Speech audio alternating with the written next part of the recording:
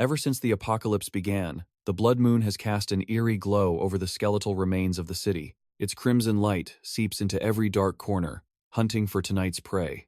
Down a desolate, blood-stained corridor, a scene straight from a horror film. Suddenly, a hole blasts through the far door, followed by a thunderous, relentless pounding. A second later, Ichiro's team bursts through, making a desperate break from the tide of the undead. He doesn't hesitate for a moment, barking his command, "Seal it, now." But his teammates can only watch, frozen in horror at the monstrous sight. It's no good, they're still pouring in. Damn it. Facing such overwhelming numbers, the team sinks into despair. What do we do? There are too many of them. In this desperate moment, Rick decides it's all or nothing. Damn it all, we fight. But before a zombie could even roar, it was instantly silenced by a concrete pillar to the face. The pillar didn't just stop there, it pierced straight through its skull and shot forward with terrifying force. His teammates behind him pushed with all their might, helping hold the line. Just as planned, the mindless horde of zombies began to violently shove against each other. Ichiro seizes the perfect moment, quickly pulling the pin on a mine before shoving it right into the hollow steel pillar. The grenade tumbled down its new path, a one-way ticket to the other side for the undead horde. With the zombies' rock-bottom intelligence, no amount of numbers could ever make up for a fatal lack of strategy. Rick and I coordinate their final push, sealing the door so the horde could enjoy humanity's parting gift together. The aftershock from the explosion rocked the entire area, shaking the hallway to its very foundation. As the smoke began to clear, Ichiro cautiously checked to see if they were finished. But before anyone could answer, I spotted something new. Hey, look over there. It was the destination they had risked their lives for, a safe house. They only had 2 minutes until the zone sealed off completely. Ichiro knew exactly how critical the appearance of this gate was. The safe house appearing meant a full clear was finally within their grasp. After all, Ichiro had survived in this brutal world for 5 years. The great catastrophe struck 5 years ago, instantly shattering humanity's peaceful existence. Since that day, spaces known as special zones, each with a different difficulty level, began appearing randomly across the globe. These special zones were completely cut off from the outside world. Inside, monstrous zombies relentlessly attacked anyone trapped within. If you completed the mission and found the safe house in time, you could escape with your life. Not only would your stats increase, but you could also acquire items essential for survival. But anyone who failed to reach the safe house in time would turn into a zombie. In just 6 months, 80% of humanity was gone. The world had become a living hell. But the survivors who cleared these zones grew continuously stronger. From this brutal new world, powerful individuals were born. To gain more strength and rewards, the strongest of them aimed for the Grand Slam, to completely clear every single zone, all the way up to level 100. And today, for the very first time, a level 100 zone had appeared, and Ichiro, along with his 5 skilled companions, was on the verge of clearing this final level zone, just a little further, and they would clear the highest level zone in existence. If he made it into that safe house, he'd become the first person to achieve the Grand Slam. He had stared death in the face countless times for this one goal. He was so close. But just then, a female zombie appeared beside him out of nowhere, like the Grim Reaper herself had come to call. Its speed was so blinding that Ichiro froze for a critical second. As razor-sharp claws swiped for his throat, he fought to suppress the rising fear. He calmly gave the order, "Everyone, fall back." The instant the words left his mouth, the spot where he stood was obliterated by a powerful shockwave. Though he took the brunt of the impact, his first thought was for his team. "Is everyone all right?" I grunted, confirming she was okay. "I can't believe it. There's a gatekeeper right in front of the safe house." Compared to the mindless horde from before, this creature was different. It was calm, intelligent enough to lie in wait and ambush its prey. This was a zombie on a completely different level from anything he had ever faced. But they had to defeat it to reach the safe house. Ichiro's mind raced, calculating their next move. What items do we have left? Irima quickly took stock of their supplies. Only 5 speed potions and 1 strength potion. The situation wasn't completely hopeless. He could still make this work. Is that it? Okay, I'll be the decoy. You guys use the speed potions to keep it occupied. Then I'll use the strength potion to land the finishing blow. We only get 1 shot at this. The zombie lunged forward like a bolt of lightning, but Ichiro still managed to dodge by a hair's breadth. He skillfully reached for a potion to boost his power. But at that exact moment, the one variable he never saw coming occurred. What the? A speed potion. That brief moment of confusion was the only opening the powerful enemy needed. He was forced to sacrifice his own arm to create a chance for survival. I have no strength left. The potion. Debilitation. All stats, minus 50%. Duration, 20 seconds. As the system message appeared, Ichiro couldn't believe his eyes. What? It was only then he noticed the strange expressions on his comrades. What was happening? The potion they had given him. Aijuin no longer bothered hiding his true colors. It's our turn. With that simple signal, they all moved as one. They acted with perfect coordination, as if it was all planned. Super speed potion. Agility plus 100% for 20 seconds. The moment the buff took effect, they charged forward without hesitation. Let's go. But Ichiro desperately clung to a sliver of hope, trying to make excuses for them. Why a debilitation potion? This has to be a mistake, right? Unfortunately, he was dealing with a pack of cold-blooded vipers. No mistake. We prepared it just for you. Aijuin was the very definition of a backstabber. Without any items, you don't stand a chance of winning. But for us, clearing this is now a sure thing. In other words, as long as you're holding that thing, we can clear this area in complete safety. In this cruel world, he was a master of seizing every advantage for himself. If you give up here, our share of the reward just gets bigger. Thanks for being our stepping stone. Now, I'm the strongest one here. A stark contrast to Ichiro's miserable, desperate, and tragic state. Damn it. I can't summon any strength at all. His glare was so intense, it felt like it could physically tear the traitors apart. Those bastards. They planned to get rid of me from the very beginning. The safe zone portal had 10 seconds left on its timer. Just steps from the exit, Aijuin couldn't resist twisting the knife. Don't worry. I'll tell everyone you died a hero, sacrificing yourself for the team. He used the remaining 6 seconds to gloat over his disgusting scheme. I'm looking forward to the day I get to kill you with my own 2 hands, after you've turned into a zombie, of course. All of Ichiro's rage and hatred erupted in a blood-curdling scream. You betrayed me! But as the words left his lips, a zombie's claw effortlessly ended his pathetic life. The legs that had carried him through countless battles finally collapsed. In the last 3 seconds before death, he was filled with utter regret. He couldn't accept what had happened. Am I going to die like a dog? Until the very end, excruciating pain, both physical and mental, crushed Ichiro's spirit. This feels awful. The special area has closed. The zone is now deconstructing. After a lifetime of struggle, it all amounted to dying as a zombie. Now, witnessing his own condition firsthand, he knew this was the end of his life as he knew it. Zombification process has begun, but even as the infection spread across his face, the inferno of Ichiro's hatred burned brighter than ever. How can I possibly accept an end like this? To be betrayed and killed by the very comrades he trusted. Even as he was about to lose himself, the only thing that remained was a solemn vow from the depths of his soul. I will kill every last one of those bastards. Even if I become a zombie, I will have my revenge. After what felt like an eternity, his consciousness began to fade, deep beneath an endless ocean. Where am I? I was supposed to be turning into a zombie. Or have I already turned, and my consciousness is just fading away? Ichiro couldn't stop blaming himself. Damn it, I couldn't even put up one last fight. What a pathetic life. I'm a total failure. His body continued to fall until his hearing returned. What's that sound? Are you mocking me? Then, a sudden, powerful kick slammed into him. When he managed to open his eyes, he was completely stunned by the sight before him. This guy, he's the one who bullied me in high school. Mineta stood there, as arrogant and domineering as ever. I told you to bring 5,000 yen for your protection fee. Don't make me double it. But Ichiro's brain was still struggling to process anything. What is happening? The four-eyed victim next to him stuttered out an excuse. I don't have any money. But the bully had heard that excuse too many times. Cut the crap. Mineta was quickly losing his patience. If you don't have it, then go steal it. I want it by the end of the day. Otherwise, from now on, I'll beat you up every time I see you. Thanks to the distraction, Ichiro had a moment to observe his surroundings. He immediately recognized where he was. This is the school rooftop, where I always got bullied, right? Still, his mind couldn't quite accept what his eyes were seeing. Is this some kind of memory I'm seeing before I die? But why does the physical pain feel so real? On the other side, Mineta was cornering the other student.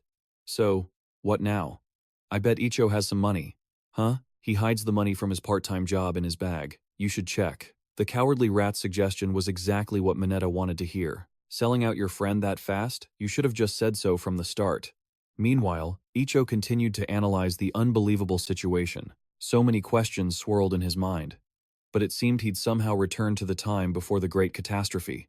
He completely ignored the tense standoff. Hey, what's today's date? That nonchalant attitude immediately made Mineta switch targets. He directed all his menacing aura toward Icho. "Are you stupid? Is that how you talk to me? Who goes there?" Then came the usual thug routine. "We know you have money, so playing dumb won't work." But this time, he got straight to the point. "Hand over your bag. Now." A single, godlike punch, just a little warm-up for his arm, was enough to send Mineta flying to the other side of the ocean. His followers froze, horrified by this incomprehensible turn of events. Everyone was stunned, unable to believe the scene unfolding. No way. He actually hit Mineta. Immediately, the whispers died down as they all sensed the shift in the air. Because on the other side, Ichiro had already taken a fighting stance, ready to teach these punks a lesson. "Don't make me ask twice. Answer me. Now." The power from his past life had been carried over. It seemed, after all this time, he was no longer a failure. There was a student named Mineta, a third year in high school. He was the very embodiment of a bully. He walked with an arrogant swagger, saying, "Hurry it up. I still have a few others to take care of." His daily habit was extorting money under the guise of protection fees. He had Yakuza backing him, so even the teachers looked the other way. He used to beat Ichiro black and blue. Ichiro thought in agony, "I was his special project. My parents died early, so I have to work part-time just to survive. I was the perfect target for them." Mineta approached, his voice a low growl. "I told you to bring the protection fee today. Didn't I? But I just gave it to you the other day. You think paying me once is the end of it?" Ichiro reached out to the other students for help, but they just stood there and laughed. As long as Mineta's target was me, everyone else was safe. They watched like a captive audience. Fear sparked in Ichiro's eyes. He looked at Mineta, his own eyes welling with tears. He grabbed Ichiro by the collar and roared, "Answer me, you piece of trash." But the Ichiro of today glared back at him and shouted, "But things are different now. You answer me." Mineta, his face already bruised, could only stammer, "You son of a..." The students watching were in utter disbelief. Ichiro actually punched Mineta. He's insane. He's dead for sure. His crew immediately charged forward, shouting, "What the hell are you all standing there for? Get in there and beat him to death for me." But Ichiro met their attack head-on. A single punch was enough to knock each one down. The other students turned pale with fear and gasped, "What in the world just happened?" Ichiro thought to himself, "I've been training constantly to survive the apocalypse." He had been afraid.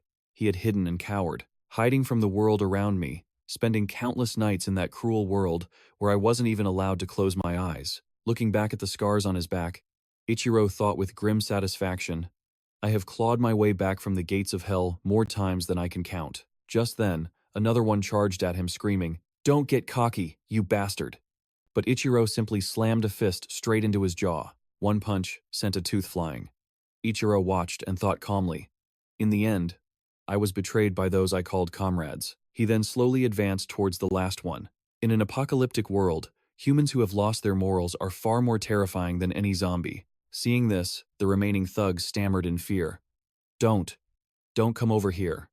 Ichiro kept walking forward. He thought with grim certainty, the kind of trash who would point a gun at their own teammates for personal gain. Seeing no escape, the guy made a desperate, reckless charge. Damn it. Ichiro stood his ground, unmoving. He thought with a silent resolve, "This time, I will not let this opportunity slip away." He easily dodged the blow, thinking, "I will not repeat the mistakes of the past." Then, Ichiro sent the guy flying with a powerful kick. He screamed in agony. Mineta watched, trembling in utter shock. What the hell? He took down both of them in an instant. He stared deep into Ichiro's eyes and wondered, "Is this the same weak Ichiro I've always known?" Ichiro glared as he walked closer. "I'm going to make you pay for every single disgusting thing you've done." The green-haired student watching nearby trembled. Is Ichiro really that strong? Mineta gritted his teeth in fury, thinking to himself, it was just a lucky break. He probably learned a few moves online. He charged at Ichiro, praying he was right. It has to be. As he closed in, Mineta roared with all his might. Die. But then, everything went horribly wrong. He stood there, his face a mask of terror, thinking, no way. Seeing Ichiro casually block the attack, Mineta was stunned. He stopped me with just one hand. Ichiro's eyes remained completely serious and filled with confidence. This made Mineta freeze, thinking, why isn't there a single shred of fear in his eyes? On the contrary, what is this overwhelming bloodlust? Am I afraid of Ichiro? Then, his hand shot out and grabbed Mineta by the head. Ichiro used all his strength to drive a knee into his face. Mineta cried out in pain as blood poured from his nose. Immediately after, Ichiro kicked him again, sending him sprawling to the ground. Seeing this, the other students screamed in shock. Oh my god. Ichiro actually defeated Mineta and his entire group. Is that the same idiot who's been bullied for 3 years straight? We also ganged up on him. We're screwed. Ichiro looked down at Mineta for a moment and said, strange. It seems not all of my power from my past life was carried over, but he passed out before he could tell me what day it is. Ichiro glanced to the side and called out, where did the others go? Nearby, a pair of legs was shakily backing away. Ichiro yelled from behind him, hey! The student's face went white with terror. Ichiro casually asked, where are you off to in such a hurry? The boy stammered, I'm going to class. Ichiro slowly closed in, his expression dead serious. Hold on, we still have a debt to settle. The kid cried out in fear, Ichiro, stay away from me. Soon, they were back in the classroom. Today was April 20th, 2024. The special zones would appear on May 25th. In other words, the apocalypse was just over a month away. Sitting in class, Ichiro thought to himself, first, my current strength. After testing it, I've inherited about 30% of my power from my past life. Even so, there's no way I can lose to a normal person right now. Next, survival supplies are critically important. Suddenly, he froze, a thought striking him like lightning. Wait, I can open my inventory. In the next instant, a massive system screen materialized right before his eyes. After reading the text, his eyes widened in shock. I see. I brought my inventory system with me. But my level 50 from my past life has been reset to level 1. A new surge of power was unleashed within him. In the first apocalyptic world, special zones appeared one after another across the globe. The city's inhabitants could only stare in stunned awe. The functions of society completely collapsed. With nothing left to protect them, humanity plunged into an abyss of terror. Swiftly, the cataclysm swept across the land, attacking all of humanity. In a world without order, survival became the greatest challenge. Conflicts erupted over resources. Humanity, driven by desperation and self-interest, wouldn't hesitate to harm others to secure what they needed. Because no zoning laws appeared with the system, supplies couldn't be stored in fixed locations. From then on, all of humanity had to deal with a level 1 inventory. The supplies you acquired could only be stored in your own personal inventory, which could hold almost anything. But because time was frozen within it, living creatures could not be preserved. Ichiro stared at the system screen, concluding that a more advanced inventory could store far more supplies, dramatically increasing his survival rate. In my past life, I desperately expanded my inventory until it was as vast as a basketball court. Even though it's been knocked back to level 1, it's more than enough for someone who has just been reborn. He closed his eyes, focusing his senses. For now, my goal is to expand my inventory and secure enough supplies to last. Expanding it requires money. I need to get my hands on a massive amount of cash. I have the strength and experience forged from my past life, an inventory unlocked far earlier than anyone else, and a wealth of information. With these advantages, I can grow at an unbelievable speed. Ichiro's eyes narrowed, his pupils glowing with a strange light. His eyes blazed with fury as he growled. And finally, Crude. That scum. I'm not the same person I was before. I will make damn sure you pay for what you did. In a dark, deserted alley, a group of thugs had gathered. With the crack of a bat, one of Hatano's underlings watched a man collapse to the ground. He glanced back and sneered. He's out cold. Hatano's eyes narrowed as he commanded. Throw cold water on him. Wake him up so we can continue. Just then, another goon appeared. Boss, we have a problem with Mineta. He couldn't collect the protection money. Mineta, his face bruised and swollen, weakly called out, Boss. The words barely left his mouth before Hatano sent a fist flying into his jaw. The other thug quickly grabbed Mineta, saying, Get up, stand straight. Hatano glared at him. You came back empty-handed? He grabbed a bat from behind him, his voice a low growl. At a time like this, it's one failure after another. I'm losing my patience. Seeing this, Mineta cried out in fear. Wait a second, he trembled, rushing to explain. All of my guys. They were beaten to a pulp by one kid. As the words left his mouth, Mineta squeezed his eyes shut in terror. Hatano paused his swing. He roared, Then what are you still standing here for? If you let him get away again, I won't be so forgiving. Mineta frantically nodded. Yes, sir. Hatano then ordered the others to drag their men along and bring that brat to him. Roger. Seeing the cold fury on their boss's face, one of the goons muttered, The boss is seriously pissed. That kid is going to get wrecked. Hatano Toshiki. Back in the classroom, two friends were chatting. Hey, wanna hang out after school? Can't today. I've got to go to my prep class.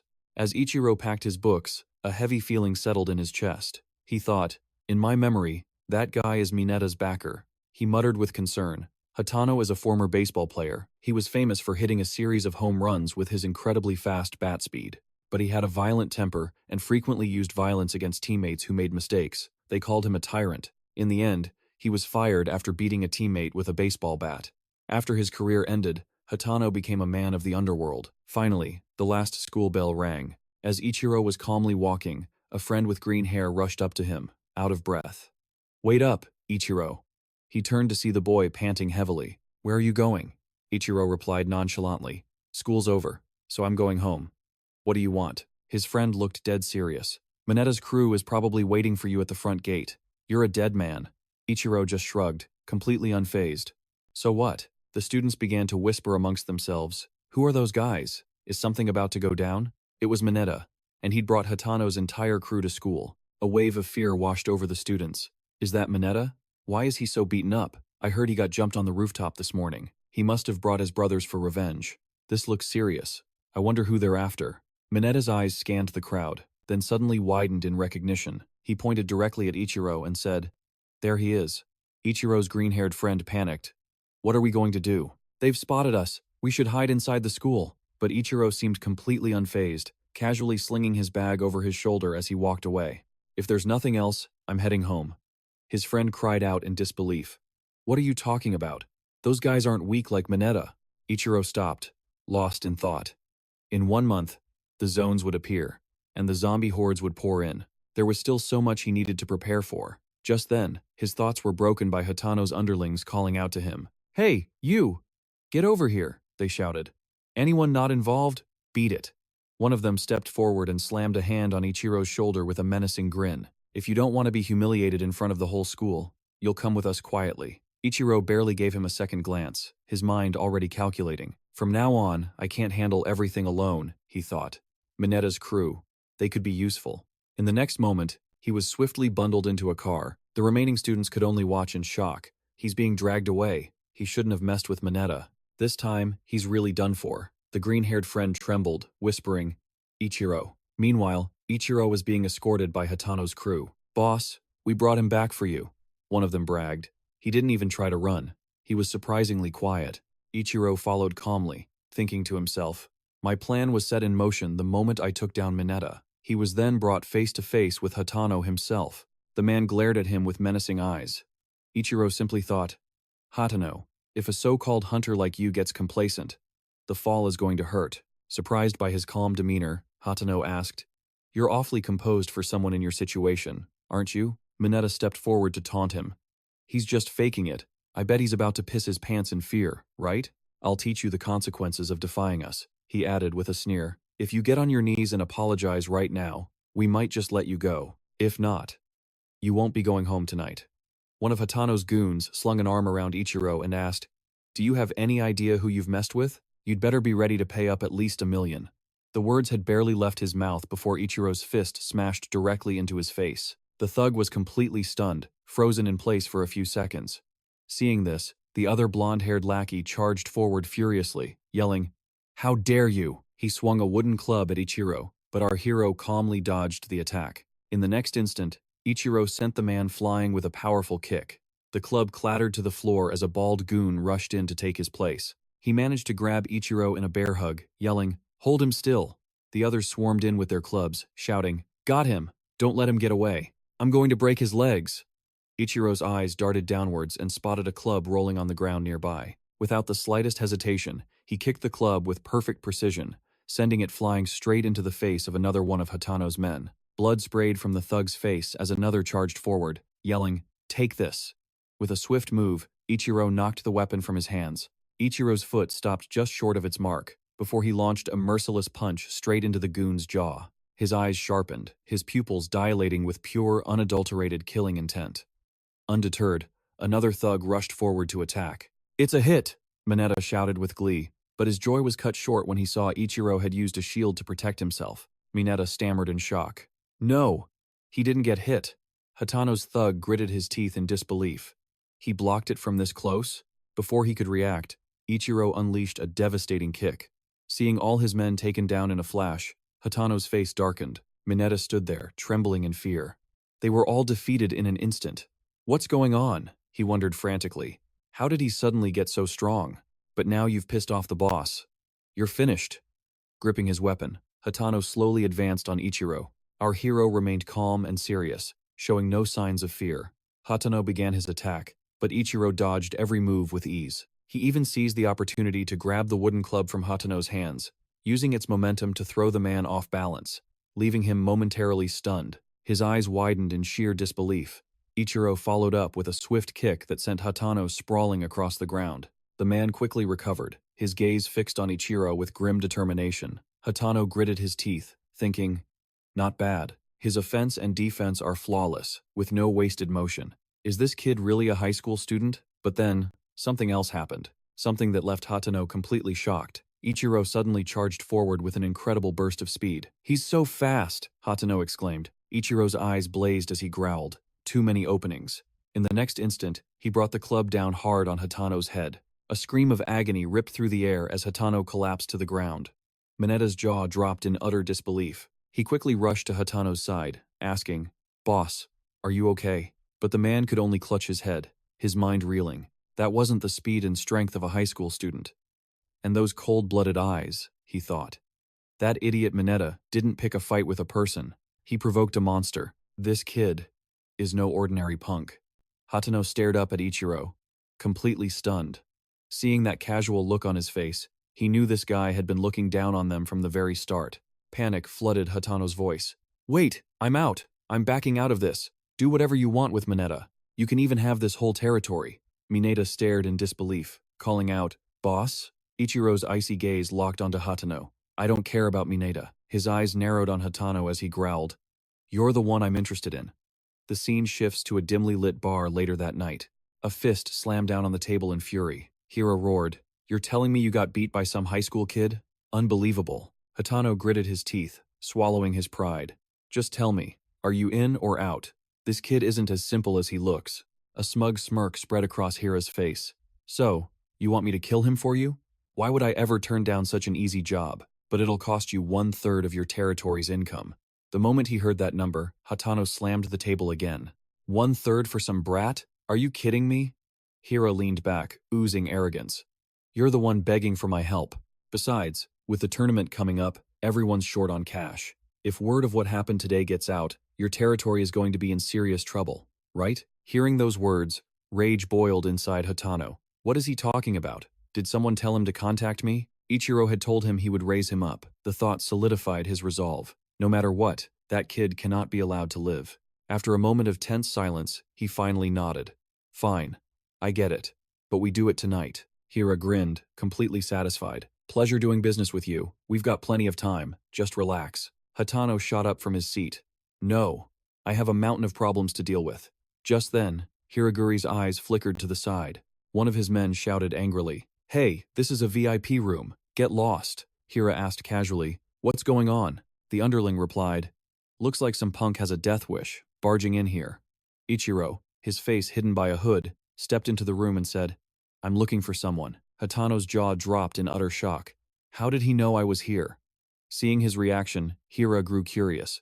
"What's wrong?" "The blood has drained from your face, Hatano," he answered bluntly. "That is the high school kid I was talking about." Ichiro lowered his hood, his expression calm. "I've come on orders from the boss." Outside, the sky felt strangely desolate. Only a light breeze whispered through the air.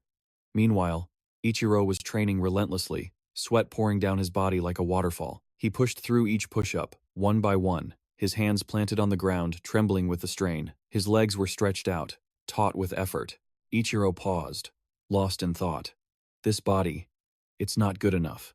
After the fight with Mineta and his crew earlier, I realized my current body is still too weak. To get my revenge, I need to train even harder. The clock on the wall struck 7 p.m. Lying on the floor, Ichiro sighed heavily. The problem is time. Physical changes like this can't happen overnight. Several key problems remained. Cutting back to the present, Ichiro faced Hiraguri and stated calmly, "I'm here on the boss's orders." Hearing this, the man stroked his chin and frowned. "Did you call your lackeys? He's just a student." Even if he is your underling, barging in here shows he doesn't know the rules, and I don't like that.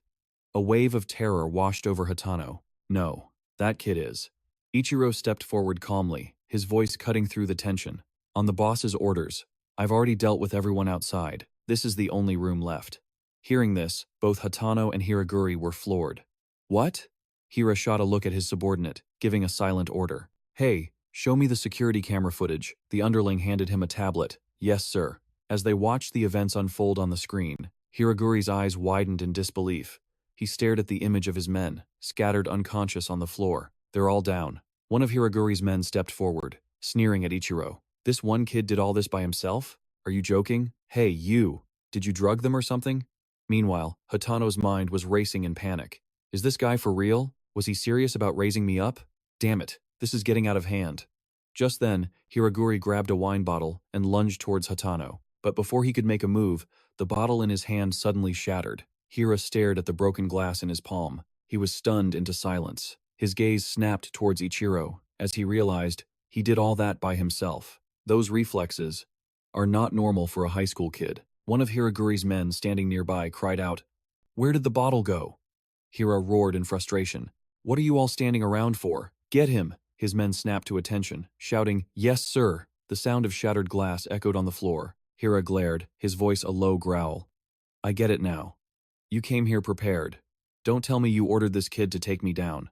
The organization's #1 rule is to not harm our own. But if you're the one who broke it first, then that's a different story. This isn't personal anymore." Hearing this, Hatano began to panic. "What? No, it's a misunderstanding. Just listen to me." But as he spoke, one of Hiraguri's men grabbed him from behind. Hatano scrambled to explain. "That brat is the one I asked you to get rid of. I have no idea why he showed up here." Hiraguri's eyes burned with resentment as he replied, "I don't care about some punk. Killing him is no big deal. But, if I kill you, everything you have becomes mine. Thanks for breaking the rules first." In that instant, Hatano grabbed his own subordinate from behind. He hurled the man forward with a curse. "Damn it. I refuse to die in a place like this." Hatano surveyed the chaos and thought with fury. "It's all a mess now. Nothing I say matters, but I won't go down this easily. I will get out of here. But what in the world is that kid planning?" Just then, Ichiro snatched the thug Hiraguri by the collar. Fear flashed in the man's eyes, right before Ichiro's fist smashed into his face, twisting it out of shape. Then, he clenched his fist tight. Ichiro poured all his strength into that single hand, ready to wipe out the entire crew. Two of Hiraguri's men were sent sprawling to the floor. Hira watched in disbelief, his mind racing. He took down 2 guys in a flash, with 0 wasted movement. He stared intently at Ichiro, wondering, who the hell is this guy? Hiraguri's remaining thugs hesitated, a new fear in their eyes. Wherever he walked, they backed away. Hira roared in frustration. "Why are you backing off? Get in there and finish him." Spurred on, the thugs raised their weapons and charged at Ichiro. Yet he remained completely unfazed by the imminent attack. In the next second, Ichiro flawlessly dodged the incoming punch. Then, Ichiro delivered a devastating blow of his own. As the force of his punch sent him recoiling, he found himself surrounded by Hiraguri's men. They swarmed him, grabbing his arms.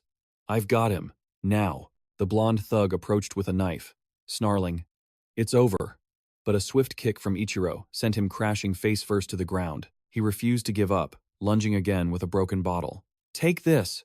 But Ichiro just tilted his head, letting the attack whistle past. Shards of glass exploded across the floor. Seizing the opportunity, Ichiro stomped down hard on the leg of a goon behind him.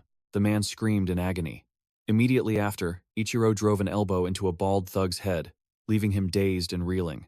And just like that, Ichiro moved forward, a one-man army tearing through the terrified mob. Hira trembled with fear, his thoughts spiraling. "Are you kidding me? He took them all on by himself. If this keeps up, I'm next. He has to die, right here, right now." Suddenly, Ichiro glanced over his shoulder, his eyes locking onto a pistol that had clattered onto the floor.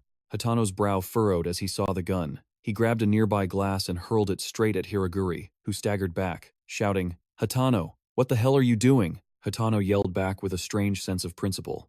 "Using a gun on a kid. That's crossing a line.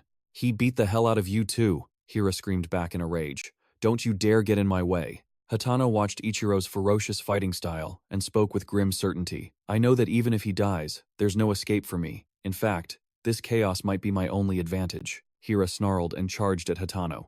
Then I'll just have to deal with you first. Hatano stood his ground, watching the brawl and wondering, to be able to do all this, is he really just a high school student? He clenched his fist, his mind racing.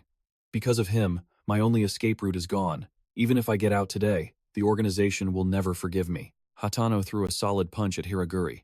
Damn it. To think I'd be outplayed by a schoolboy. But right now, he's my only lifeline. The blow sent the man stumbling to the ground, his face already bruised and swollen.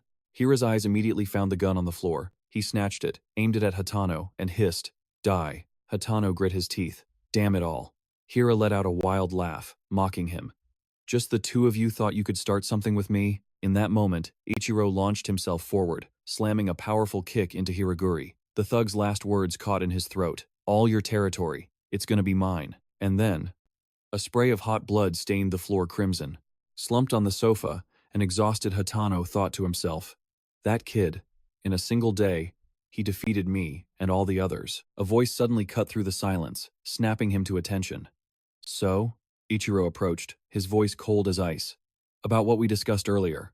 Our meeting was just a coincidence. That's it, Hatano sighed in resignation.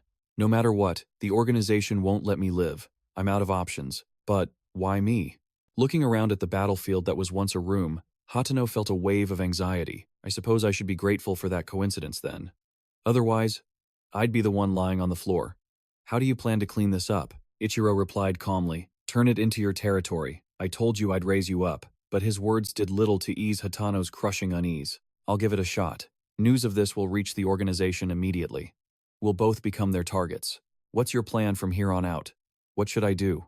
A cold, ambitious light gleamed in Ichiro's eyes. You're more presentable, so you'll be my boss. Just like tonight, I will expand your influence and push you to the top, and will take every last cent from your organization. I need a lot of cash. Hatano's eyes went wide with shock. What? But he quickly regained his composure, picking up a glass of liquor. No, I have so many questions, but I don't even know where to begin. Whatever. Nothing I say now will change anything. Hatano raised the glass towards Ichiro in a toast. I'd raise a glass to your insane plan. But Ichiro shot him a look, a cold reminder. Have you forgotten? I'm still just a high school student. Do you have any money? Hatano was stunned by the question. Money? Ichiro's silence said it all. The man begrudgingly pulled cash from his jacket. Never thought I'd see the day I get shaken down. Hatano emptied his pockets of the pathetic amount he had left. This is all I have on me right now. If it's not enough, I can get more. The kid took it with a smirk. This is barely enough for a taxi. Ichiro was dragging him from one shock to the next. Taxi fare. And I'm partnering with a guy who doesn't even have that? I must be losing my mind. And yet, the kid nonchalantly pressed on. Including this place, how much territory and funding do you actually have? Hatano answered honestly. Hiraguri has about 50 men. They're professional troubleshooters, generally higher quality than my grunts. His hand moved toward a pistol. Since we're on a special assignment, the organization supplied us with some hardware, like these guns. I have around 30 men. Together, we'll have double our current strength. But Ichiro wasn't done yet. He had another question. What about funding? Hatano explained as he checked the magazine. Hira and I are on the same level in that regard. Low-level guys like us don't see much cash. We're just pawns on the board. Most of the money is controlled by the higher-ups. He then began listing off the top dogs. Organa runs the casinos, bars, and nightclubs. Kawastarisa is in charge of the protection rackets. And our big boss, Koenagawa Tatsuya, manages the entire fund. Next week is his birthday party. Everyone shows up with gifts. But when they say gifts, they really mean cash tributes. Whoever brings the most money gets a promotion. Guys like me and Hiraguri are desperate for cash. But now I understand your insane plan. So none of that matters anymore. Ichiro's voice was solid, carrying the weight of a promise. Don't worry about it. I'll get you that promotion soon enough. Hatano's mouth twitched as he forced a reply. Yeah, sure. In his head, he was cringing. What an idiot I am. I actually thought he'd get scared and back down. He quickly changed the subject. Let's exchange contact info. Again, Ichiro left him utterly speechless. I don't have a phone. Hatano almost lost his mind. Not even a phone? Just how broke are you? You keep hitting me with one surprise after another. Ichiro casually reminded him. Those guys are only unconscious. Can I leave the rest to you? Or should I stay? A shadow fell over Hatano's face. Just leave them to me. I've already called for my men. I'll be sure to teach them a lesson. Just then, a voice echoed from the doorway. What the hell is this? He glanced over. You're here? Mineta and his crew appeared, staring in shock at the bodies on the floor. What happened here? Hiragori's entire crew is down. But his shock doubled when he spotted a familiar figure. Icho? Why is he here? Seeing his work was done, Icho turned to leave. Well, I'll see you later. But Hatano stopped him cold. Hold on. Mineta, get over here. Still dazed by the scene, Mineta jumped when his name was called and immediately scrambled over to his boss. What is it, sir? Hatano got straight to the point. You just bought a new phone, didn't you? Let me borrow it. Without a second thought, Mineta handed it over. Here you go. But Hatano suddenly snatched it and shoved it at Icho. Use this. All my contacts are in there. But the kid flatly refused. I don't really need it, Hatano insisted, tossing the phone towards Icho. Just take it. He then slung an arm around him, acting friendly. Don't be shy. We're in the same boat now. More importantly, I can't let anything happen to my golden goose. You're my lifeline. How many of my men do you need? But it was clear Icho hated being touched. He glared daggers at Hatano's arm, his disgust obvious. Then, he violently shrugged the man off. It's fine. Don't overthink things. Just follow my instructions. As Hatano stood there frozen, Mineta was on the verge of tears over his stolen phone. And with that, Icho walked away, leaving a trail of stunned silence. Mineta, is that guy really in your class? But he's always been a total weakling. What kind of weakling takes down all of Hiragori's men by himself? Another voice cut in, filled with disbelief. Alone? That's impossible. Nearby, Hatano stared down at his own hand, lost in thought. I felt a killer instinct from him from the very beginning. He's on guard. He doesn't trust us completely. He glanced at the phone's screen, showing a text from Mineta. We're hitting the casino tonight, so get plenty of rest. Hatano concluded with a helpless sigh. No matter how you look at it, there's no doubt. That kid is completely insane. Icho stepped onto the bustling city street, watching the cars rush by. He mulled over Hatano's words. In the same boat, huh? Just then, a loud voice cut through the noise. Look, it's Ion. A trendy girl pointed up at a massive screen. He's so cool.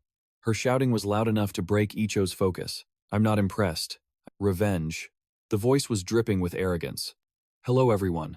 I am Ijuin Nozomi. His father is the chairman of a top 10 global corporation. In my past life, they were the first to decode the rules of survival right after the Great Cataclysm hit. Using their subordinates to gather materials, they upgraded their personal inventories to unbelievable levels. They had prepared and stockpiled massive amounts of supplies for the end of the world, a world where society collapsed and laws no longer existed. Their actions became more and more extreme.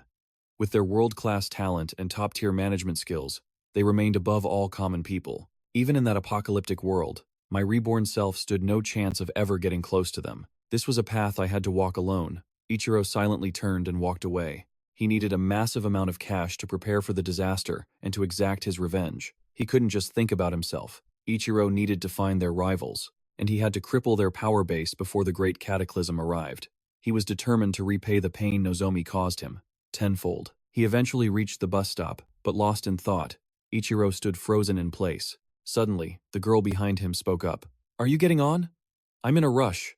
At that moment, Ichiro snapped back to reality. Sorry. Instantly, her face twisted into a ferocious, zombie-like visage. If you're not going, then get out of the way. A crimson light flared in Ichiro's eyes.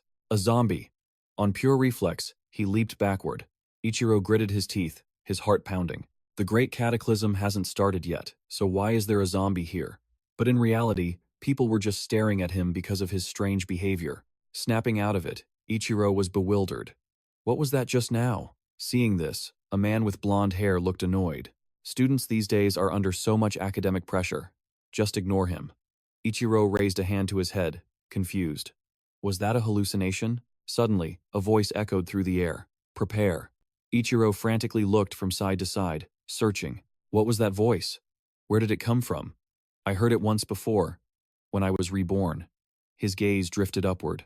His vision slowly transformed into a burning red as he saw the massive screen ahead, now shrouded in a scarlet film, a special area. His gut churned with unease, but the Great Cataclysm hadn't arrived yet. Ichiro quietly observed the people around him. Does no one else notice? Even the people inside the zone didn't react. A question echoed in his mind. Am I the only one who can see this? Suddenly, Ichiro's eyes shot wide as he realized something. He stared intently at the large screen. It was that voice again. It was guiding him to that area. Ichiro hesitated. Should I go? Then, on the screen, he saw Ijuin Nozomi, flashing a provocative smile right at him. He couldn't take it. Ichiro ground his teeth in fury. Instantly, he sprinted across the road, ignoring a screaming driver. What are you doing? Got a death wish? As he got closer, Ichiro suddenly stopped. He panted, his mind racing. If this area is real, I'm the only one who can enter it a month early. No matter how much he hesitated, Ichiro decided to open the gateway. The items obtained within these zones are impossible to get in the real world. I can expand my inventory to prepare for the cataclysm. If that's the case, I have no choice but to enter, no matter how risky it is. The door slowly revealed itself. It was a level 1 special area. Ichiro silently stepped through the door.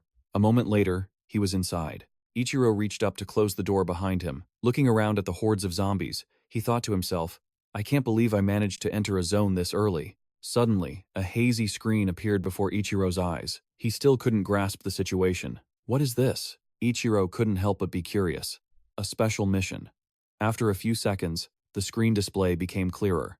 Special mission. Defeat 15 common zombies and 1 mutated zombie within 1 hour and find the safe house. The reward is 5 times the normal amount. At that moment, his curiosity grew even stronger. A 5 times XP reward? A private mission just for me? Nothing like this ever existed in my past life. Could this be related to my rebirth? Or the voice from before? A look of determination flashed in Ichiro's eyes. But either way, this situation is to my advantage. Right now, I just need to focus on how to complete this mission. His most important task was to find a hiding place. The first time I entered a zone, just finding the safe house was incredibly difficult. That's why when you enter the first zone, you're placed in a relatively safe location. Ichiro stood in the corner of an abandoned warehouse. This time, the requirement is 15 common zombies and 1 mutated zombie. I have to prepare thoroughly. Basic survival items can be found here, but those are just the basic supplies. Anything beyond that must be collected from within the zone. He reached out and grabbed a box of supplies. I'll take everything. If I don't use it today, I'll store it for another time. However, the most important items aren't for survival, but the magic ore and crystal stones in the safe house. Magic ore can be combined with money to expand your inventory. The quality of magic ore is divided into 4 tiers. The higher the zone's level, the higher the probability of obtaining high-quality magic ore, and high-quality magic ore is more efficient at expanding your inventory. Model. It could even expand his inventory space. Additionally, the crystal stones held special elements, developed late in the apocalypse, that were used to craft all kinds of medicines. They were essential for humanity's survival in these zones. In other words, they were the ultimate talismans for surviving this apocalyptic world. Once he left this place, the true test would finally begin. If this zone's appearance wasn't just a coincidence, he could secure a month's worth of resources ahead of schedule, and with that, Ichiro's hunt began. He gripped his axe tightly and stepped into a dark, gloomy room. Ichiro cautiously scanned every single corner. His eyes missed nothing. Once he crossed the starting point, there was no turning back. Rolling up his sleeves, Ichiro advanced one careful step at a time. The mission required 3 items, but the most important factor of all was time. Even though he inherited some power from his past life, he couldn't afford to be careless. He then walked past a pane of glass, which reflected half of his face. This might be a beginner's zone, but 16 zombies, including 1 mutated type, was no easy task. If I can find the safe house, I can get out of here. Gradually, the reflection in the glass was replaced by a pitch-black silhouette. The mission's difficulty and the atmosphere here felt different from his past life. Suddenly, a zombie's disgusting hand shattered the glass, lunging out at him. Its entire body burst through the pane, sending shards flying everywhere. Ichiro was startled by the sudden attack. That was too close. If he had taken just one more step forward, he would have been a goner. The zombie's glowing eyes swiveled and locked onto him. It was a low-level zombie, but its strength and speed far surpassed any normal human. Thinking it had found easy prey, the creature lunged at him madly. If you get bitten, you have to escape to a safe house for treatment, or else you turn into one of them. But he dodged the attack with just a slight lean. Even so, it was a formidable opponent at his current level. The zombie, refusing to give up, turned to attack again. Once they've identified their prey, they attack relentlessly. Normal methods are completely useless against their movements. Ichiro swung his axe high. But these things have a weak point. He brought the blade down in a clean strike against its neck. Special mission: defeat 1 normal zombie. Time remaining: 56 minutes. With the task complete, Ichiro left the corpse behind and quickly moved on. He pressed straight ahead. Safe houses in the beginner zones were fairly easy to find. They were usually in the opposite direction from the starting point, so he continued his search that way. Ichiro silently descended the stairs. As the only person in this zone, he couldn't afford to make even the smallest mistake. He needed to conserve energy, avoid fighting multiple zombies at once, and save his strength for the final mutated zombie. His footsteps stopped. Something was ahead. Suddenly, his eyes widened in shock. Ichiro saw a zombie that looked different from the normal ones. A mutated zombie. Special mission. Gassen. Rank 10. It possessed a reinforced arm and overwhelming strength. Seeing it charge toward him, he gripped his axe, ready for a fight. Why would a mutated zombie appear this early? The mutated zombie's massive arm swung with incredible force. Ichiro could only defend with both hands. The punch was so strong it sent him staggering backward. At this moment, Ichiro's heart was filled with utter confusion. What kind of power is this? Gassen was known to be an extremely brutal zombie. Once caught, you would be crushed to death. In his past life, during the early stages of the Great Catastrophe, quite a few people died because of this thing. The mutated zombie then reached for him again with its massive hand. Ichiro quickly snapped his head back, narrowly dodging the attack. A plan began to form in his mind. A direct confrontation was impossible. The terrain was also terrible. I have to change the battlefield. Ichiro followed the staircase, making a quick escape. Its strength was many times greater than his own. He left the mutated zombie baring its grotesque teeth, watching him with rage. In his past life, it was violent, but its attack patterns were just like a normal zombie's. If I can use that trait to lure it to more advantageous terrain, I'll win. His sprint came to a sudden halt as a pair of zombies wandered in front of him. He was now in a difficult position. Behind him, the mutated zombie was also charging aggressively. He was surrounded, but Ichiro didn't falter. His face flashed with determination. I will not die in a place like this. First, Ichiro swung his axe at the pair of zombies in front of him. The humiliation he'd received in his past life, the betrayal. Behind him, the mutated zombie had already closed in. I will survive, no matter the cost. Ichiro shot a cold glare over his shoulder, swiftly dodging its powerful blow. The mutated zombie looked around, searching for him, but Ichiro was already perched right above its head, ready to avenge his past. In a flash, he dove from above. I will reclaim my honor with my own hands. Instantly, the beast detected Ichiro's position. Ichiro leaped high with his axe, charging towards Gassen. The creature roared, raising its arm to counterattack. A single slash cut through the air, and fresh blood sprayed into the sky. Gassen swung its arm, throwing Ichiro backward. He jumped back, staggering. The beast searched around, but Ichiro was already dangling right above it, ready to settle an old score. In a flash, he plunged down from above. I will take back my honor with my own two hands. Immediately, the monster locked onto Ichiro's position. Ichiro leaped high with his axe and rushed toward Gassen. The creature roared, swinging its arm to retaliate as a blade sliced through the air. Crimson blood sprayed into the air. Gassen's blow sent him flying backward, and he landed unsteadily. The impact almost sent Ichiro sprawling. Gritting his teeth, his face scraped and grim, he clutched his stomach and collapsed to one knee. That thing reacted so fast, I almost had him. He glanced at Gassen's arm, where his axe had left a gruesome wound, torn wide open to the bone. Ichiro muttered to himself. His current strength felt like a mere insect bite against the monster's massive arm. He sagged, pushing himself back to his feet. This wasn't going to be as easy as he thought. Just then, something caught his attention. He turned, spotting a halo of light from the floor below, and gasped in surprise. The safe house. It's on the first floor. Ichiro's expression turned deadly serious. He had to get there, no matter what. But in that instant, Gassen came hurtling down the stairs toward him. A wave of danger washed over Ichiro, and he instantly spun around. Gassen crashed directly into the railing, where he had been standing a second ago. Luckily, Ichiro had leaped aside just in time. He panted, his heart hammering in his chest. Ha! The railing shattered under Gassen's weight, and the behemoth plummeted downwards, kicking up a thick cloud of white dust. Exhausted, Ichiro stared at the broken railing in disbelief. Is he gone? But then, a massive hand gripped the edge of the floor. Ichiro's eyes widened in shock. Gassen was pulling himself up. Without another thought, Ichiro turned and sprinted for the stairs. This thing is like a leech. Down below, the noise attracted a horde of zombies, who immediately whipped their heads toward Ichiro and screamed. He flinched. With gaping mouths, they let out a deafening roar and charged right at him. Ichiro's instincts kicked in instantly. He grabbed the arm of an oncoming zombie and snapped it backwards. The creature he controlled let out a mindless shriek, At the same time, the other two zombies closed in.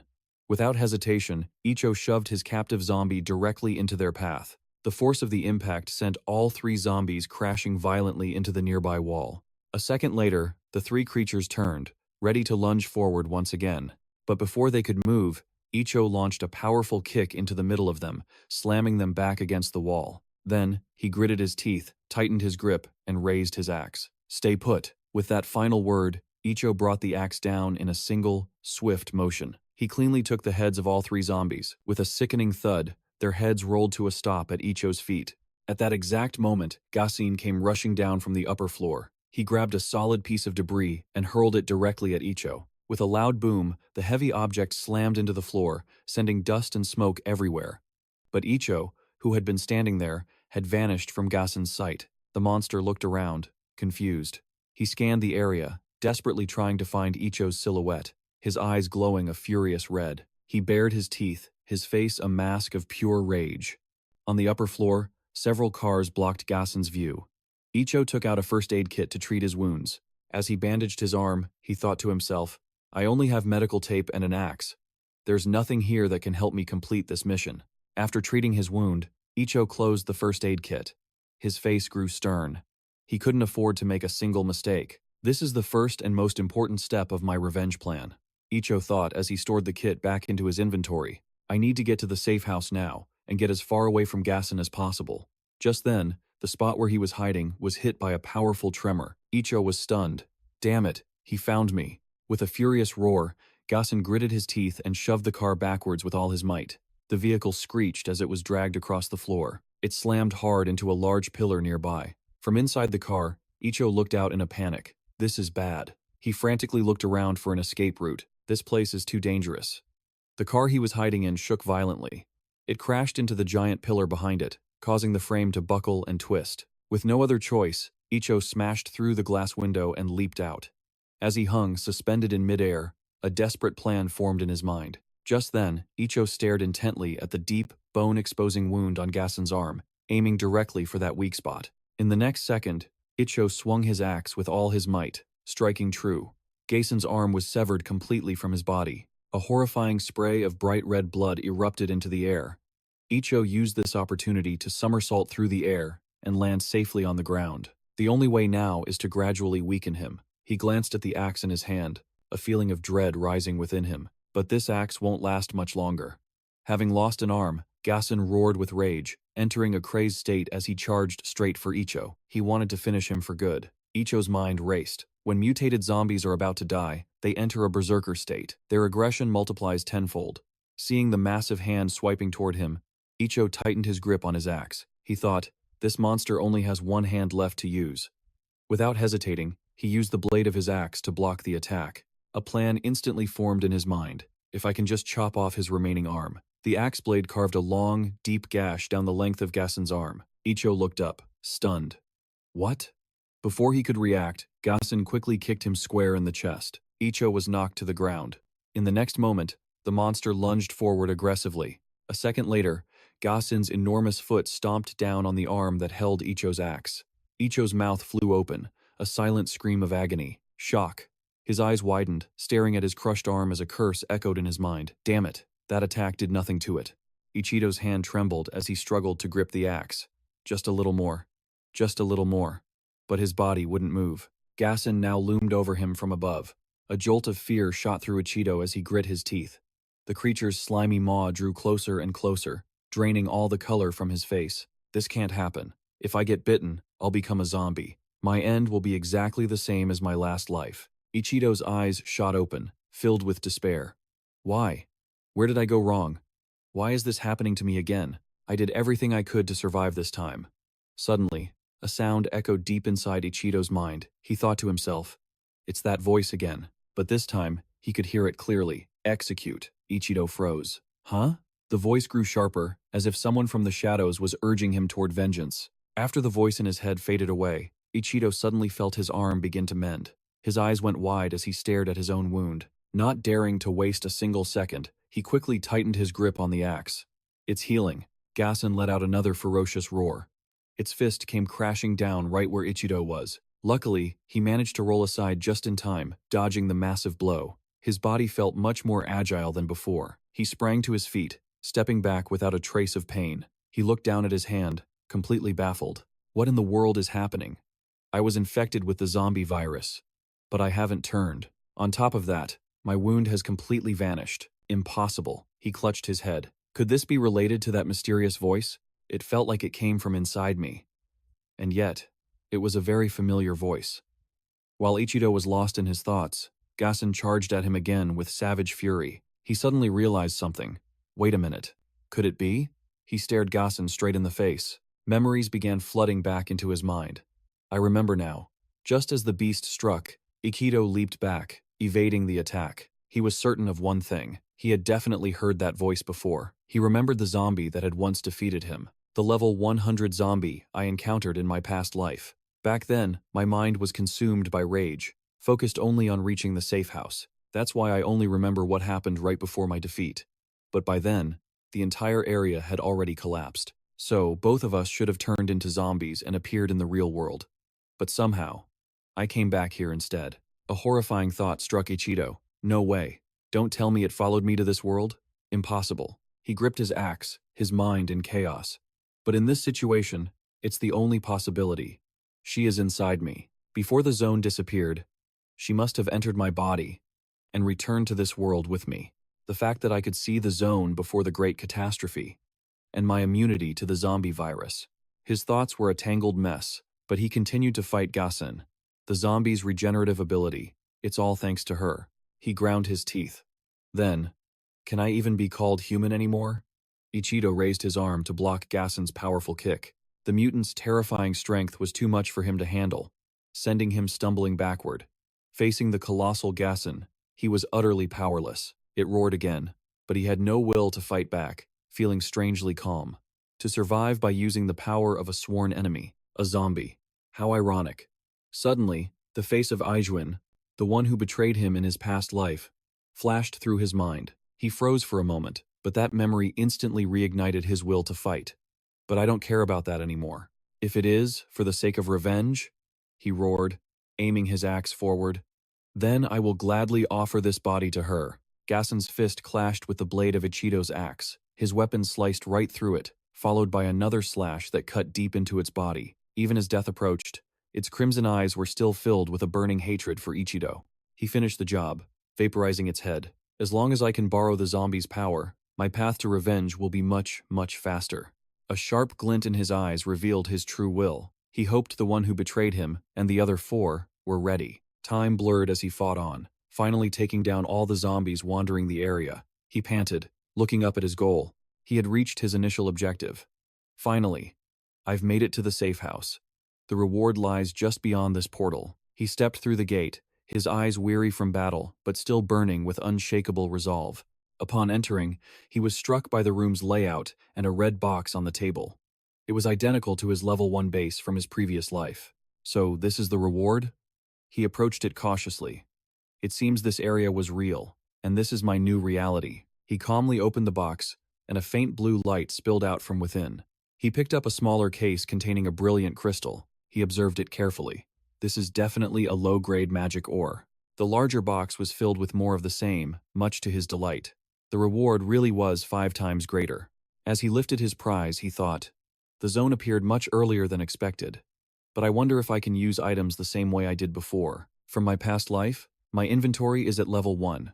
5 low-grade magic ores should get it to level 3. Let's find out. To confirm his theory, he opened the upgrade menu.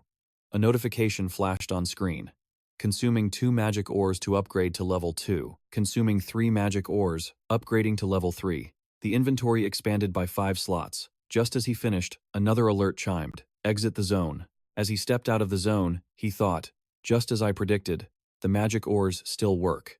This means the next few months will be absolutely critical. He held up a magic ore. It wasn't just the rewards. The stat increase after clearing a zone was 5 times greater. And there was one more thing I needed to confirm. He stared intently at the crystal. This magic ore, it contains the zombie virus. If processed correctly, it can create all sorts of potions. He racked his brain, but his knowledge on the subject was limited. A single mistake could turn someone into a zombie. His train of thought was shattered by a sudden scream. "Let go of me, you pervert!" Right in front of him, a drunk was harassing a young woman. "Come on now. Let's have a little fun. Don't touch me. What's the hurry, sweetheart? The night is still young, isn't it?" He glanced at the magic ore in his hand, then went quiet for a moment. A sly grin spread across his face as a plan began to form. He walked toward the drunk, who was still cornering the girl. "You're not a little kid anymore, are you?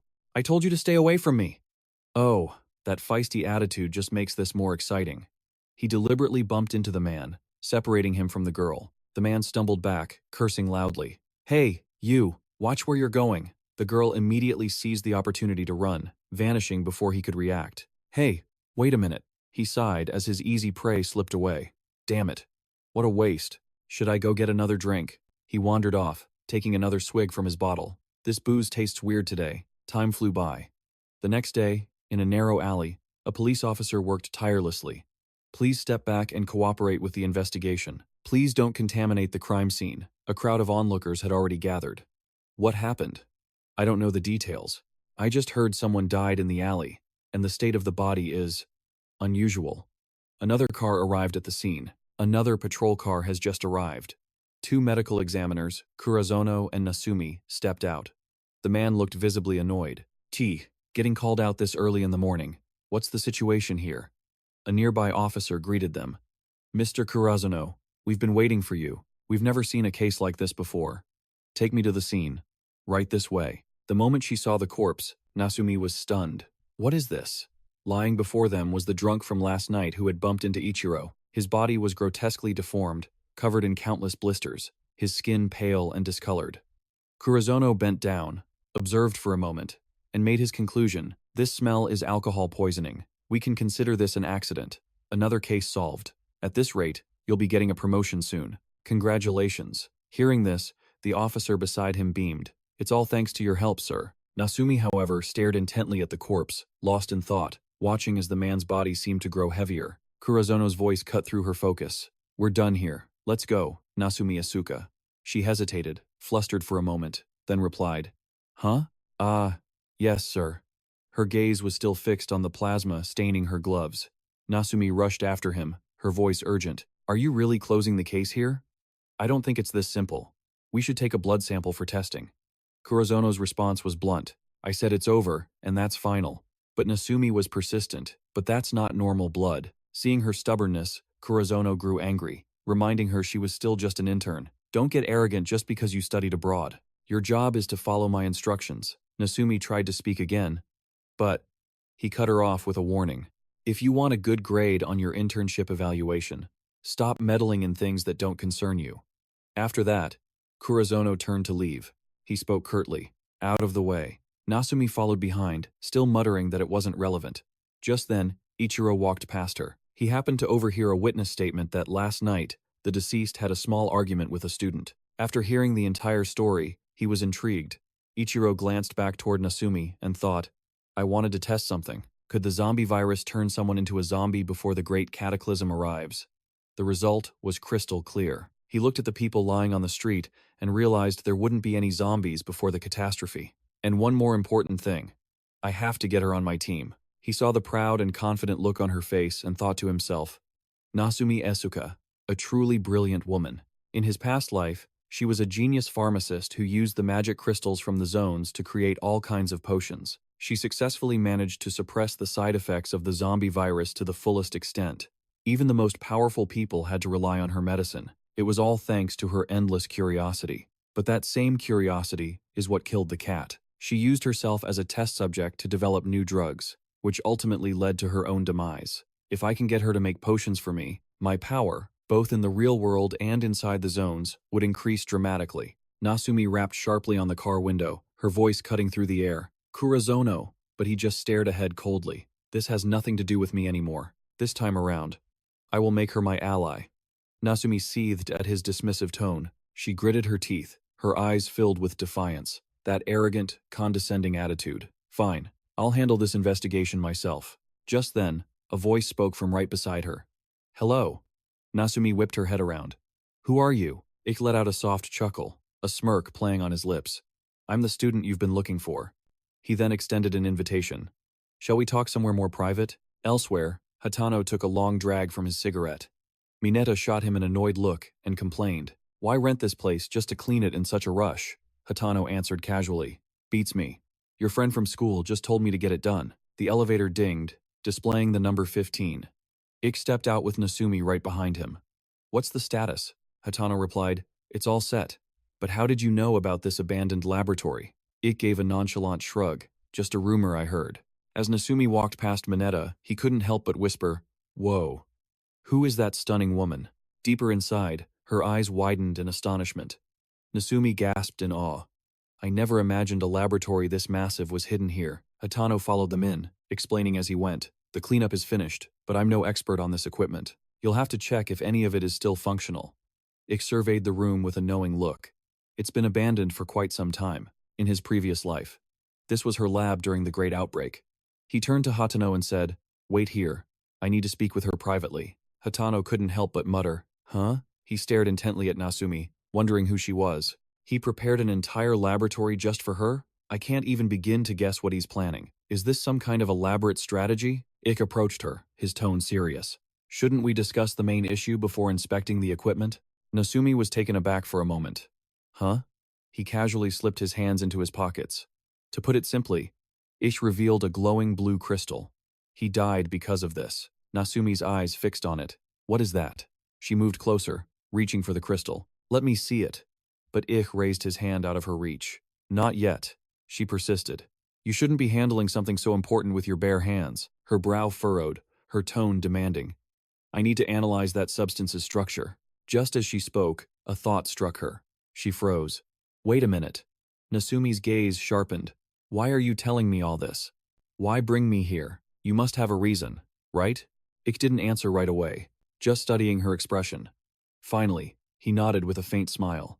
You truly are perceptive. I need you to help me research this crystal. Nasumi accepted the crystal from his hand. Research? She looked down at the strange object. But why ask an intern like me? My seniors are far more qualified. Ik remained silent, his mind recalling her file. She studied abroad since middle school, majoring in forensics, and won countless academic awards, hailed as a prodigy in forensic medicine. And now she's back in Japan, working as an intern. A confident smile spread across Nasumi's face. You know an awful lot about me, so you didn't just find me by chance. He nodded, his expression firm. Of course not. All right, she said, her excitement growing. So what's my first task? At this, Ich's expression darkened completely. His voice dropped to a serious tone. From this moment on, everything we discuss is top secret. But before we proceed, I need to confirm one thing. Will you become my ally? His gaze was intense. If you agree, this entire laboratory is yours to use freely. I'll provide you with as many of these crystals as you need. And cover all research expenses. You will witness a world you never knew existed. But, if you refuse, our conversation ends right here. After hearing his terms, Nasumi said nothing. She simply pulled out a chair, sat down, and immediately began examining the crystal he'd given her. Watching her intense focus, Ik asked, Can I take this as your acceptance? Without looking up, Nasumi replied bluntly, Just keep supplying me with these crystals, and I'll agree to any condition. A small smile touched Ik's lips. You have my word. He moved closer, a thought crossing his mind. Everything is going according to plan. Nasumi was already lost in her work. Let's see here. After just a preliminary examination, she came to a startling conclusion. This crystal, it contains a virus that is fatal to living organisms and rapidly accelerates decomposition. But it's not like a normal death. The body continues to move, even without consciousness. It's no longer human. For whatever reason, the corpse we found was immobile. But you must have noticed it. Even in death, its body seems stronger. If it were to move, it would possess strength many times greater than a living person. They are called the living dead, or zombies. Therefore, this crystal, which turns humans into zombies, must contain two key components. One is the agent that causes zombification, and the other is an agent that drastically enhances physical functions. I want you to completely separate these two elements and create a serum that only enhances a human's physical abilities. Separating the two components was an incredibly difficult task. She had to achieve a purity level as close to 100% as possible. That's because the danger of this drug was determined by its purity. After completing her analysis, Nasumi cut straight to the point. Zombies? Are you saying that corpse from before will turn into... One of those? Standing beside her, Ichido gave a firm, unwavering nod. Yes, he then stated bluntly, I know you have 1,000 questions, but from now on, I need you to focus solely on researching that crystal. One day, in the near future, I will tell you everything. I've rented a room for you on the floor below. You can live there. I have to leave now, so please concentrate on your research. Hearing this, Nasumi suddenly called out, Wait, at least tell me your name. He glanced back over his shoulder and replied, Shinya Ichido. With those final words, he turned and gave his orders. Let's go, Hatano. Mineta, you stay and assist her. Mineta nodded in agreement. Understood. The elevator began its descent from the 15th floor. Inside, Ichido and Hatano stood in complete, heavy silence. After a moment, the older man finally broke it. Where are we headed? Ichido simply countered with another question. Hirai. What's his status? The man replied instantly. They're all following me. No. They're following the boss. Ichido's correction was sharp and final. Don't call me the boss. You are our boss. Make sure you remember that. The elevator doors slid open on the first floor. Ichido paused, lost in thought. He reasoned that since the territory was real, he no longer had to worry about the drug. The only problem left was money. Hatano. Get ready. His mind focused on Ogani, and he declared with cold certainty, We're going to collect our funds. By the time Gen Ogani turned 20, his hands were already stained deep with blood. He used any means necessary, climbing the ranks with sheer ruthlessness. Seizing his current position through the most brutal methods, he took charge of the entertainment industry. His primary operations were casinos and nightclubs. The casino was, without a doubt, his single largest source of income. The establishment was always packed, pulling in a colossal amount of cash every single day. At that very moment, the casino floor echoed with excited shouts. Come on, come on. I win this time. I'm all in. Everyone who came here believed they could strike it rich and change their lives. You could hear the hopeful voice of one man as he sat before a slot machine. Please. I'm so close to hitting it big. But very few people ever actually walked away a winner. Inevitably, another voice would rise up, laced with bitter frustration. Damn it, I'll win it all back next time for sure. In the end, all that remained was regret and the hollow ache of unfulfilled desire. The scene suddenly shifts as a man is struck hard across the face by a ball. The ball slammed into his cheek before dropping heavily to the ground. The losers always came back, desperate to reclaim what they'd already lost. We see the man looking up at his tormentor, pleading, Please.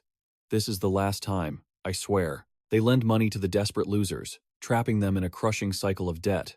The man's face was now gaunt and covered in bruises. He continued to beg for mercy. Please, just give me a few more days. I promise I'll pay it all back. Please, sir. Ogani heard him but simply settled into his golf stance, his voice low. Do you even know how much you owe? It's 10 million yen, and I'm not letting you leave until I get every last cent. Hearing this, the man began to tremble uncontrollably with fear. But the old man just casually wondered aloud, Now, which spot should I aim for next? They charge predatory interest rates that are impossible to repay. It leaves their victims with no way out. Ogani then calmly questioned him. That includes the interest, of course. Didn't you read the contract? The man's eyes shot open in outrage as he screamed, I only borrowed 2 million yen. How did it turn into 10 million? There's no way I can pay that. Ogani's eyes darted toward him, his voice dripping with venom. If you can't pay, then your family will. Your daughter. She just started kindergarten. Right? That was the final straw. The man exploded in fury. You bastard! If you dare to touch my family, I'll kill you! But Ogani was completely unfazed. He immediately swung the club back, then unleashed a brutal swing, sending the golf ball flying straight at the man. Ogani's henchman, who witnessed the entire thing, simply stood there and shut his eyes, choosing to see nothing. Ogani then handed the club to his subordinate and gave a familiar order. Cut off his little finger. Send it to his family. Tell them to bring 16 million yen if they want him back. The subordinate immediately replied, Yes, sir. This was Ogani's signature method. He was, by a huge margin, the organization's top earner. The funds he controlled had already swelled into the tens of billions. Just then, an underling entered the room to report, Mr. Gen, Hatano and his men are here to see you. Ogani glanced over and permitted them to enter. A group of 3 men immediately strode into the room. Hatano, leading them, spoke in a low, commanding voice, Move. Ogani's guard frowned and tried to block their path. Hey, you can't just. But Ogani didn't throw them out. Instead, he waved his man off. It's fine. Stand down. The guard stepped aside. Yes, sir. Ogani then glanced at the debtor being dragged away. A smirk crossed his face. Still as ruthless as ever. I see. Ha! Ogani shot back without missing a beat. Not as ruthless as you. The old man calmly sat down in a nearby chair and continued. I heard about what went down in Hiraguri's territory. Seems the rumors were true. So, what do you want? Hatano made no effort to hide his intentions. The boss's birthday is coming up. I was trying to figure out what I could do for him. But the old man, with a cigarette in his mouth, just squinted and replied, You know, I don't do anything for free. If you want to make an impression on the boss, I can help you with that. But in return, you have to give me your territory. And Hiraguri's. Then he narrowed his eyes, his voice low and demanding. Give you the turf I bled for? That cold-blooded old bastard. Ogani's face instantly hardened, and he growled, You're a complete fool. Then, he squinted his eyes, his voice dropping. I've had my eye on your territory for a long time. Ogani's voice dripped with contempt. I never thought you'd hand it to me this easily, and you only brought 3 guys. You really underestimate me. At that moment, the old man's baffling words echoed in Hatano's memory. Hey, just 3 of us will go. The casino's security alone has 100 men. That's like walking into the lion's den. But Ichiro remained calm and resolute. Just trust me. He calmly explained further. Of course we'd lose a numbers game. We'll minimize unnecessary casualties. We just need to create a diversion at the other entrances to buy more time. When it comes to money, you have to be tough as nails. You're the boss. I'll follow your orders. Hearing this, Hatano hesitated, his brow furrowed with uncertainty. I get it. Back in the present, he gritted his teeth, thinking, damn it, I'm doing it. Suddenly, Hatano's hand shot out, snatching a pen from a cup on the table. In the next moment, his eyes filled with killing intent as he plunged the pen downward, while cheers erupted from behind him. Do it. Take that old bastard's life. But all of a sudden, Hatano's eyes went wide, startled as if he sensed something. It turned out one of Ogani's men had swiftly grabbed his wrist, stopping the attack cold. Hatano couldn't hide his look of utter disbelief. At the same time, Ichiro, from behind, launched another pen straight at Ogani. The guard reacted instantly, raising his hand to shield the old man. The henchman then roared out an order. What are you standing around for? Get them. Hearing the command, the other 2 men glared and shouted in unison, Yes, sir. But their moment of glory was cut short as one of them took a swift kick straight to the face. The impact sent the man flying backward. Seeing his partner get taken down, the remaining thug screamed in fury, You son of a bitch. Out of nowhere, Hiraguri appeared, slamming a fist right into the man's face, growling, Your opponent is me. He just kept throwing punches, screaming directly at the guy. I've been waiting to crush you guys for a long time. Witnessing this scene, Hatano broke into a cold sweat and stammered, Calm down. But then his entire body was yanked away, making him jump in panic. It was Ichiro who had pulled him back, helping him narrowly dodge a lethal blow from the other henchman. Ichiro then narrowed his eyes, warning him sternly, Don't lose focus. I'll handle this one. Get back. Hearing that, he nervously agreed, and Hatano added a warning, Be careful. He's the strongest of the bunch. Old man Ogani is safe because of him. The enforcer shrugged off his coat and tossed it aside, before charging forward with explosive force. Without hesitation, he swung the club in his hand with all his might at Ichiro, but he managed to leap back just in time to dodge. At that moment, Ichiro's gaze landed on a golf bag behind him. Reaching out, he grabbed a club and launched a powerful counterattack. The henchman, showing no fear, just scowled at Ichiro. Instantly, he swung his club right at his face. After the attack, Ichiro's mask flew into the air. The enforcer's brow furrowed in surprise as he thought to himself, He's fine? Did I miss? Seeing this, Hatano called out anxiously, Are you okay? Unscathed, Ichiro narrowed his eyes and coolly remarked, This one's slower than yesterday's opponent. From the back, Ogani glanced over, his voice sharp with a warning, Don't make too much noise. You'll disturb the customers. The enforcer immediately replied, Understood. Then, the old man's glare shot to the side as he snarled a new order. Kill them all. The clang of metal echoed relentlessly as the 2 clubs clashed with a sharp crack. Feet pounded across the floor as they rushed each other, neither showing any sign of backing down. With a sharp whoosh, Ichiro swung first to seize the offensive, stopping the big guy's advance in its tracks. The man showed no weakness, thrusting his club toward Ichiro's head, but in the blink of an eye, he easily dodged it.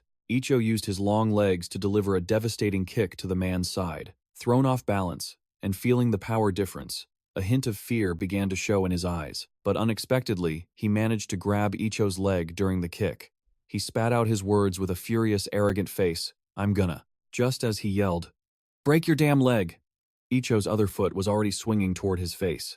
Without hesitation, he leaped into the air and kicked him squarely in the neck. His eyes blazed with a fierce killing intent that would make anyone shudder. Icho landed perfectly after the earth-shattering kick, while the big guy could no longer stand. He followed up with a relentless barrage of kicks to his stomach and ribs, a blur of lightning-fast strikes impossible to track. In an instant, the henchman was sent flying into the distance. 7, 8 meters. Ogani couldn't believe what he was seeing. From the other side of the room, Ichizo approached slowly, and Ogani's jaw went slack with terror. Impossible. He scrambled for the desk phone to call his men. Hello? Where the hell is my backup? Just then, a group of armed men stormed in, their expressions grim. Boss, sorry we're late. Ogani's face twisted with fury as he roared. Is this it? Why are there so few of you? One of the guards reported grimly. I don't know how, but every road to the casino is completely blocked.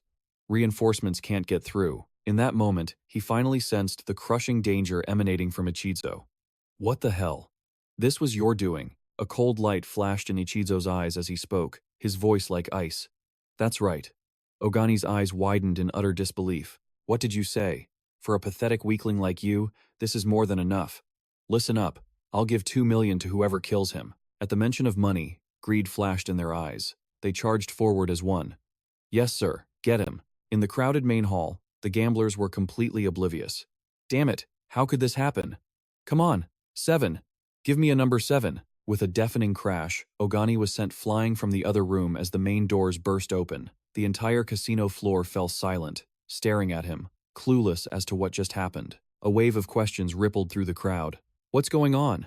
Isn't that the casino owner? What's all that noise? Ichizo strode out of the room with an imposing aura, walking towards the barely conscious Ogani. The crowd still had no idea what was happening. Is this some kind of internal feud? Hatano stared at the bodies littering the floor with a mixture of awe and disbelief. Did this one guy take all of them down himself? He turned to the crowd with a practiced smile, explaining, It's nothing, everyone. Just a small misunderstanding. His smile grew wider. Allow me to introduce myself. From this day forward, I'll be the new owner of this establishment. My name is Hatano Toshiki. To celebrate, we'll be giving 10,000 in chips to every person here. So please, enjoy yourselves. The crowd erupted in a wave of excited cheers. That's amazing, thank you so much. But a sharp voice cut through the noise, making Hatano freeze. From across the hall, another group slowly approached, led by a young man with blonde hair. Now that sounds interesting. Someone recognized the newcomer. It's Ijuin. What's he doing here? Hatano forced a tense smile. I wasn't expecting to see you here. Ijuin smiled back. I often stop by to unwind. I heard a commotion in the VIP room, so I came to see for myself. It seems things have been completely turned upside down. Mr. Ogani is a friend of mine. But Hatano just chuckled. Well, from now on, we can be friends instead. But as he spoke, he saw Ichizo turn his back to leave. He quickly reached out and grabbed his shoulder. That attitude is incredibly rude, he yelled, but was immediately hit by a chilling wave of killing intent from Ichizo's glare. Hatano froze in fear, his face pale as he watched Ichizo walk away, not daring to say another word. A cold dread crept down his spine. Ijuin spoke first. Can I help you with something? You look like you're still a student. Ichizo's expression was grim, and he didn't answer. He couldn't believe they had been conspiring together from the very beginning. Minagawa, Tasuhiro, Isizaki, Lala, Rick, Iriman, Ijuin, Kibu. These were the heirs of the top corporations that dominated the world of finance. Even when the great catastrophe hit, they remained completely unfazed because they had already eliminated every obstacle. So, this was a trap laid for him from the very start. As Ichizo was lost in his thoughts, the dying gasps of Ogani echoed in the room. Kibu, save me. I'll pay you whatever you want. Ijuin gave a cold smile and extended a hand as if to help him. Of course, I owe you for many years of kindness. But before he could finish, a spray of blood suddenly shot up onto his face. Ijuin's eyes widened in disbelief as a ghastly red coated the weapon in Ichizo's hand. Though furious, Ijuin simply held up a hand to stop his men. It's fine. He slowly turned to Ichizo, his eyes burning with rage. He grabbed the front of his shirt, and every word dripped with menace.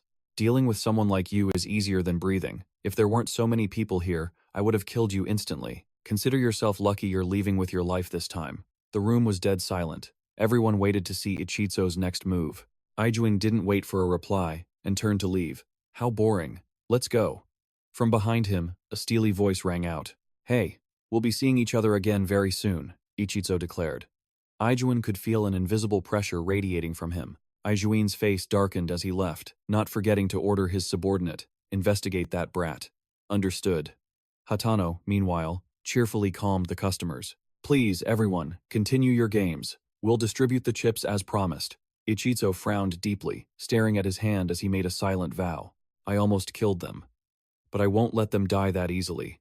Not until I'm the one who drags them into the deepest abyss of despair. Hatano turned to him with a worried look. Hey, you just made an enemy of Ijuin. That's incredibly dangerous. But Ichitsu showed no fear. He simply held his hand out to Hatano. I know. What's important is this. How much did the casino make today? Hatano looked at him, confused. I'll have to check. What do you need money for? Ichitsu calmly adjusted his suit jacket as he spoke. Take all of it, and buy gold. Make sure the transaction is fast and clean.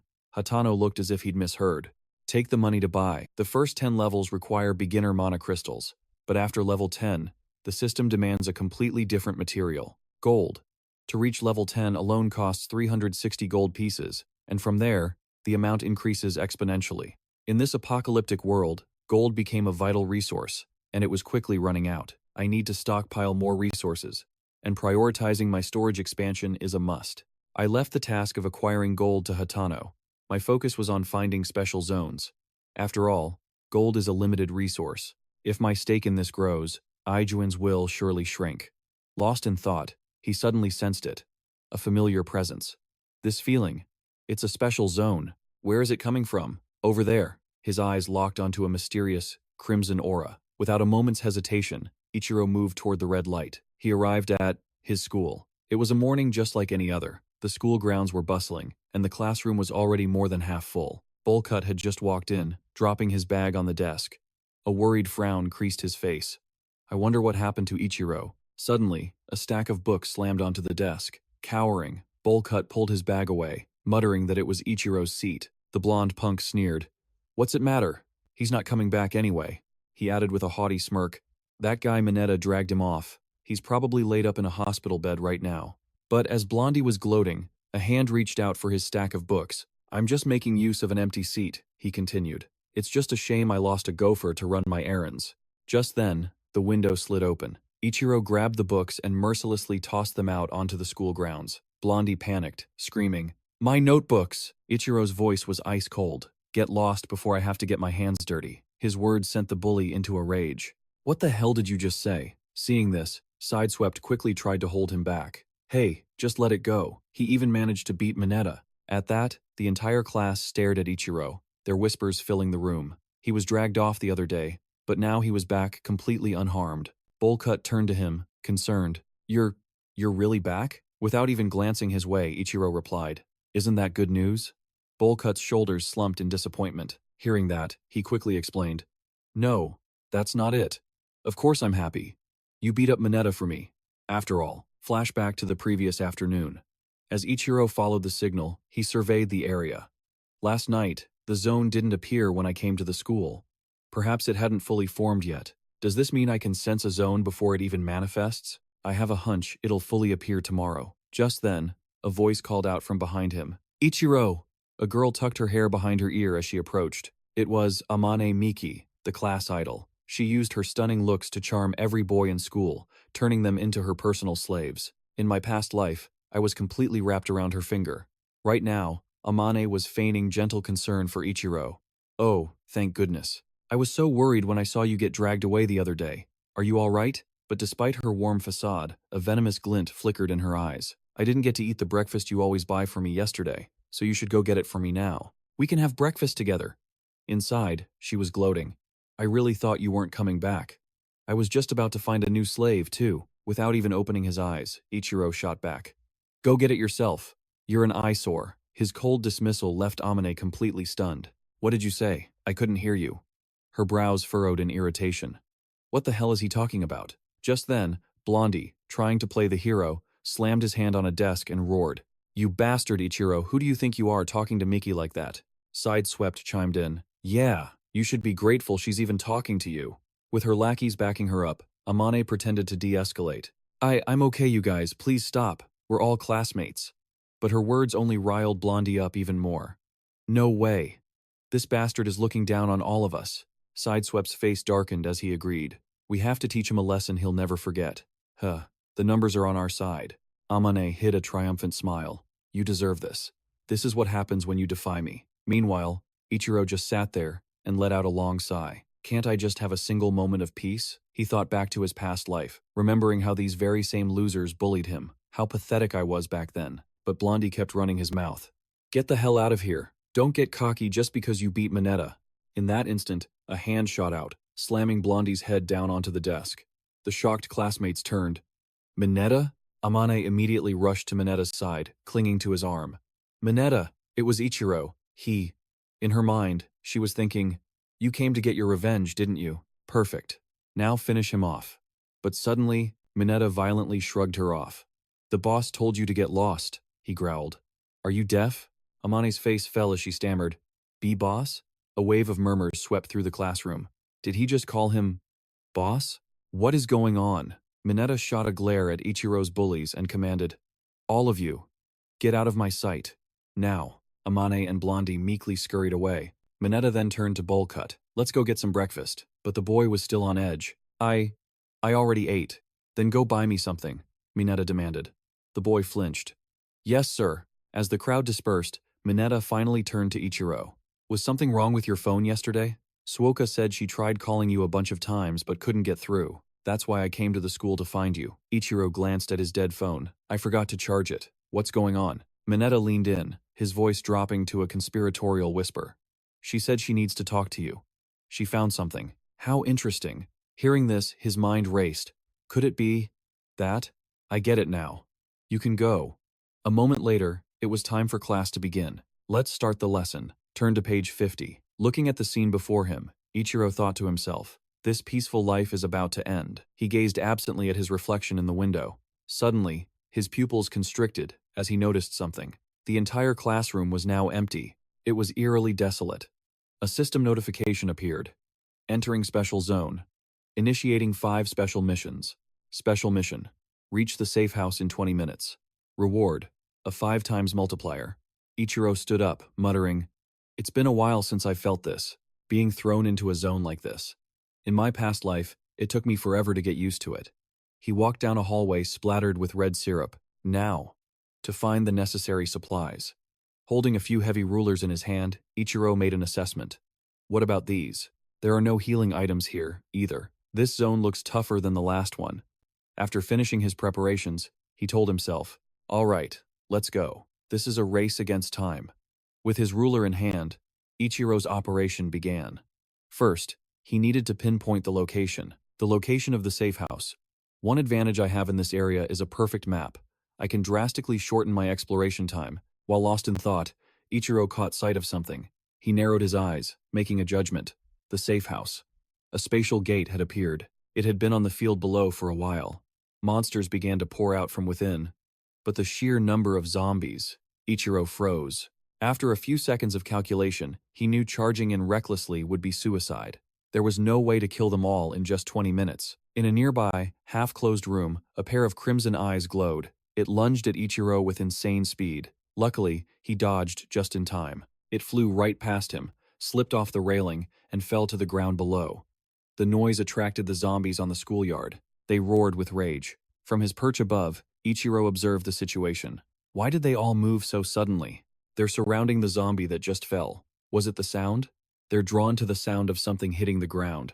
Watching their behavior, Ichiro finally understood. I see. If I can lure them away from the safe house area, I can complete the mission within 20 minutes. With that thought, he turned and scanned his surroundings. The only place that could generate a loud enough noise to draw all of their attention is that place. If I can get there, I can drive every last one of them away from the safe house. All at once. Ichiro moved through the hallway, now streaked with fresh blood, his hands gripping his makeshift weapon. With a determined look, he declared, I need to get to the broadcast room. He then wondered, do I still remember the school's entire layout? The thought flashed through his mind as he walked. Right now, I'm in the central wing, and the broadcast room is on the top floor of building number 4. I'll take the connecting corridor to Building 4.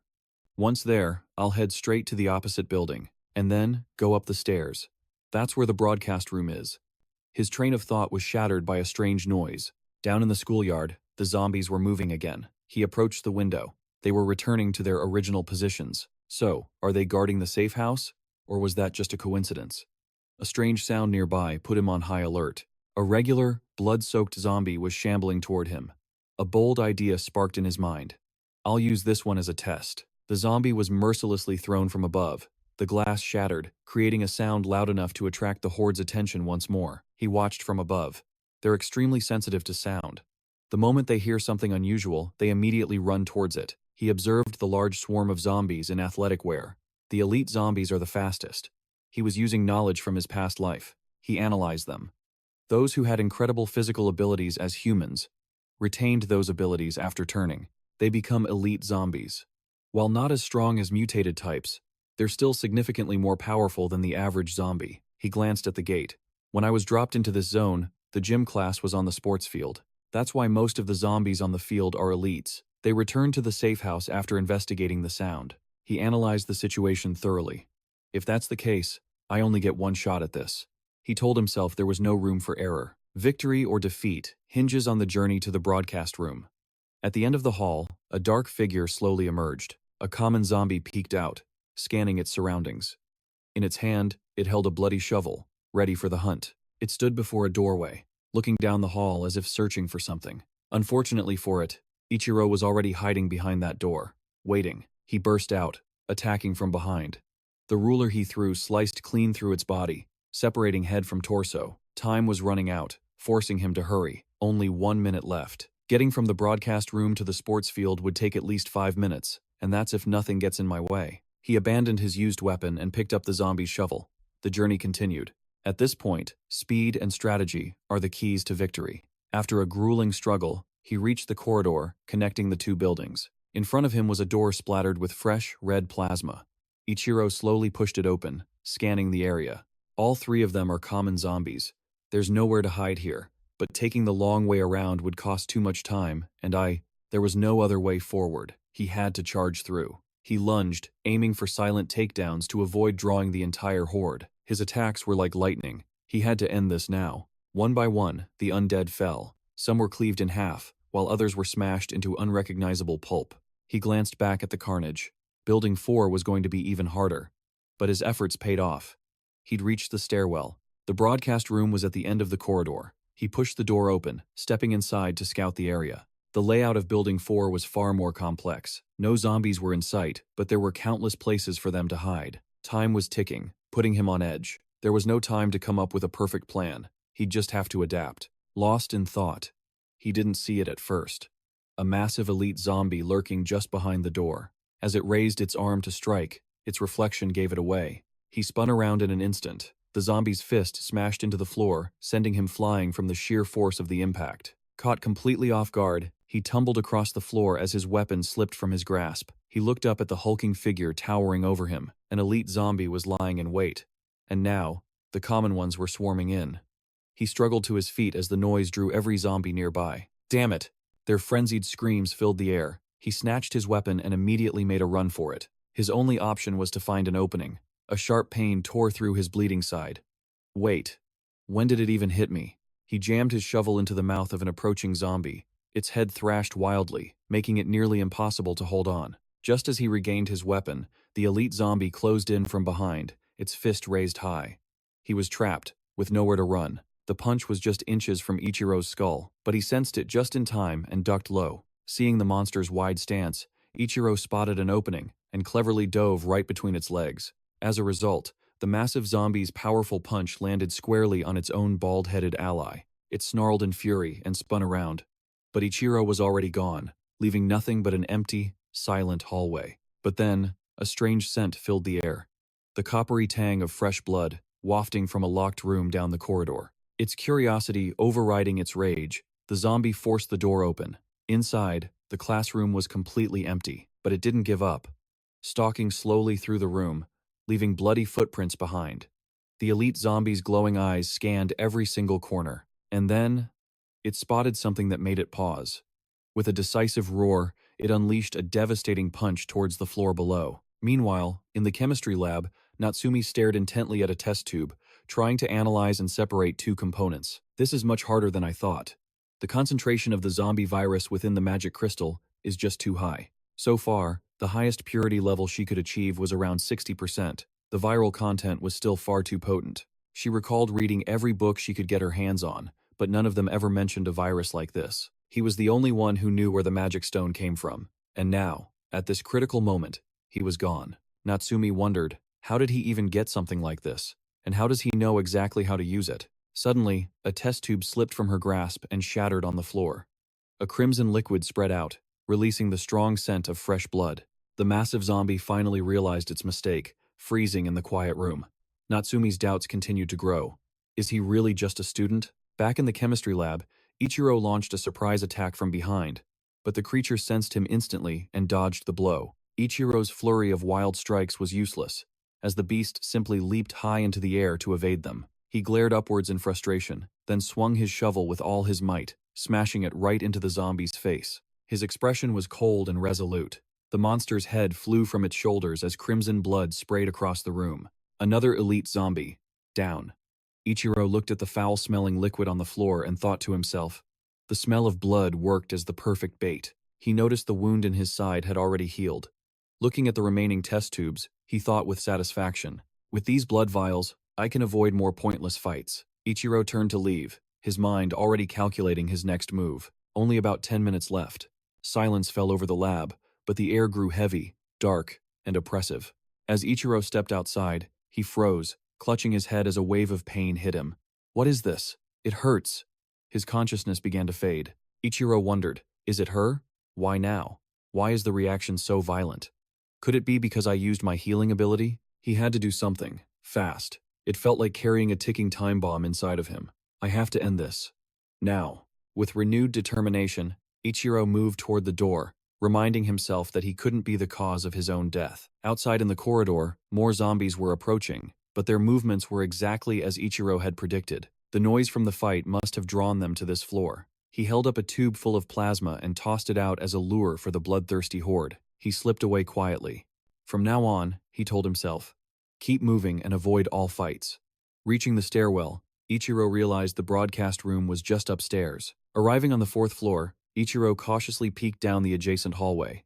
No zombies in sight. With extreme care, Ichiro crept to the door, quickly opened it, and slipped inside without a sound. In the quiet room, Ichiro let out a sigh of relief. Good. It's clear in here too.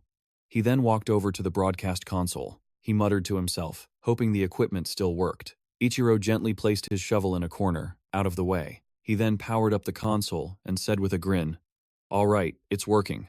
Ichiro carefully examined the controls. I helped the broadcast club a few times. I should remember how to use this. The room fell into a suffocating silence once more, but his luck was about to run out. A single, rotting hand pushed its way through a hole in the door. Through the peephole, an undead eye quickly spotted someone inside. It stared intently at the figure, standing by the broadcast desk.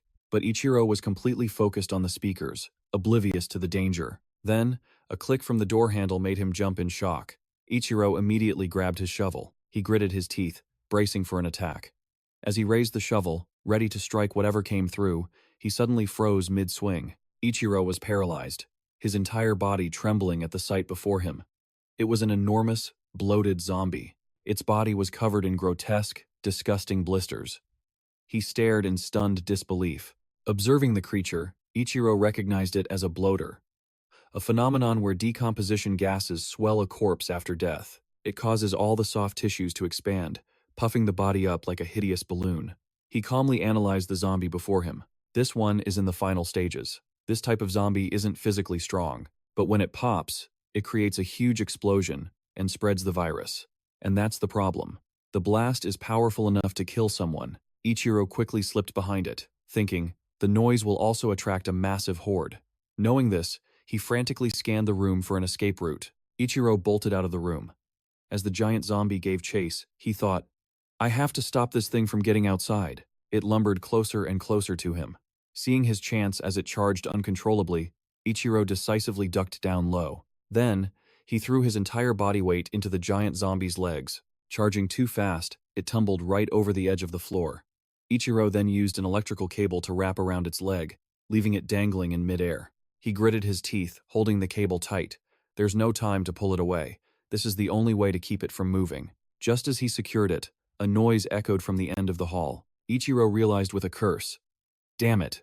That noise got the horde's attention. They swarmed towards him, but suddenly stopped short when a vial of blood was thrown.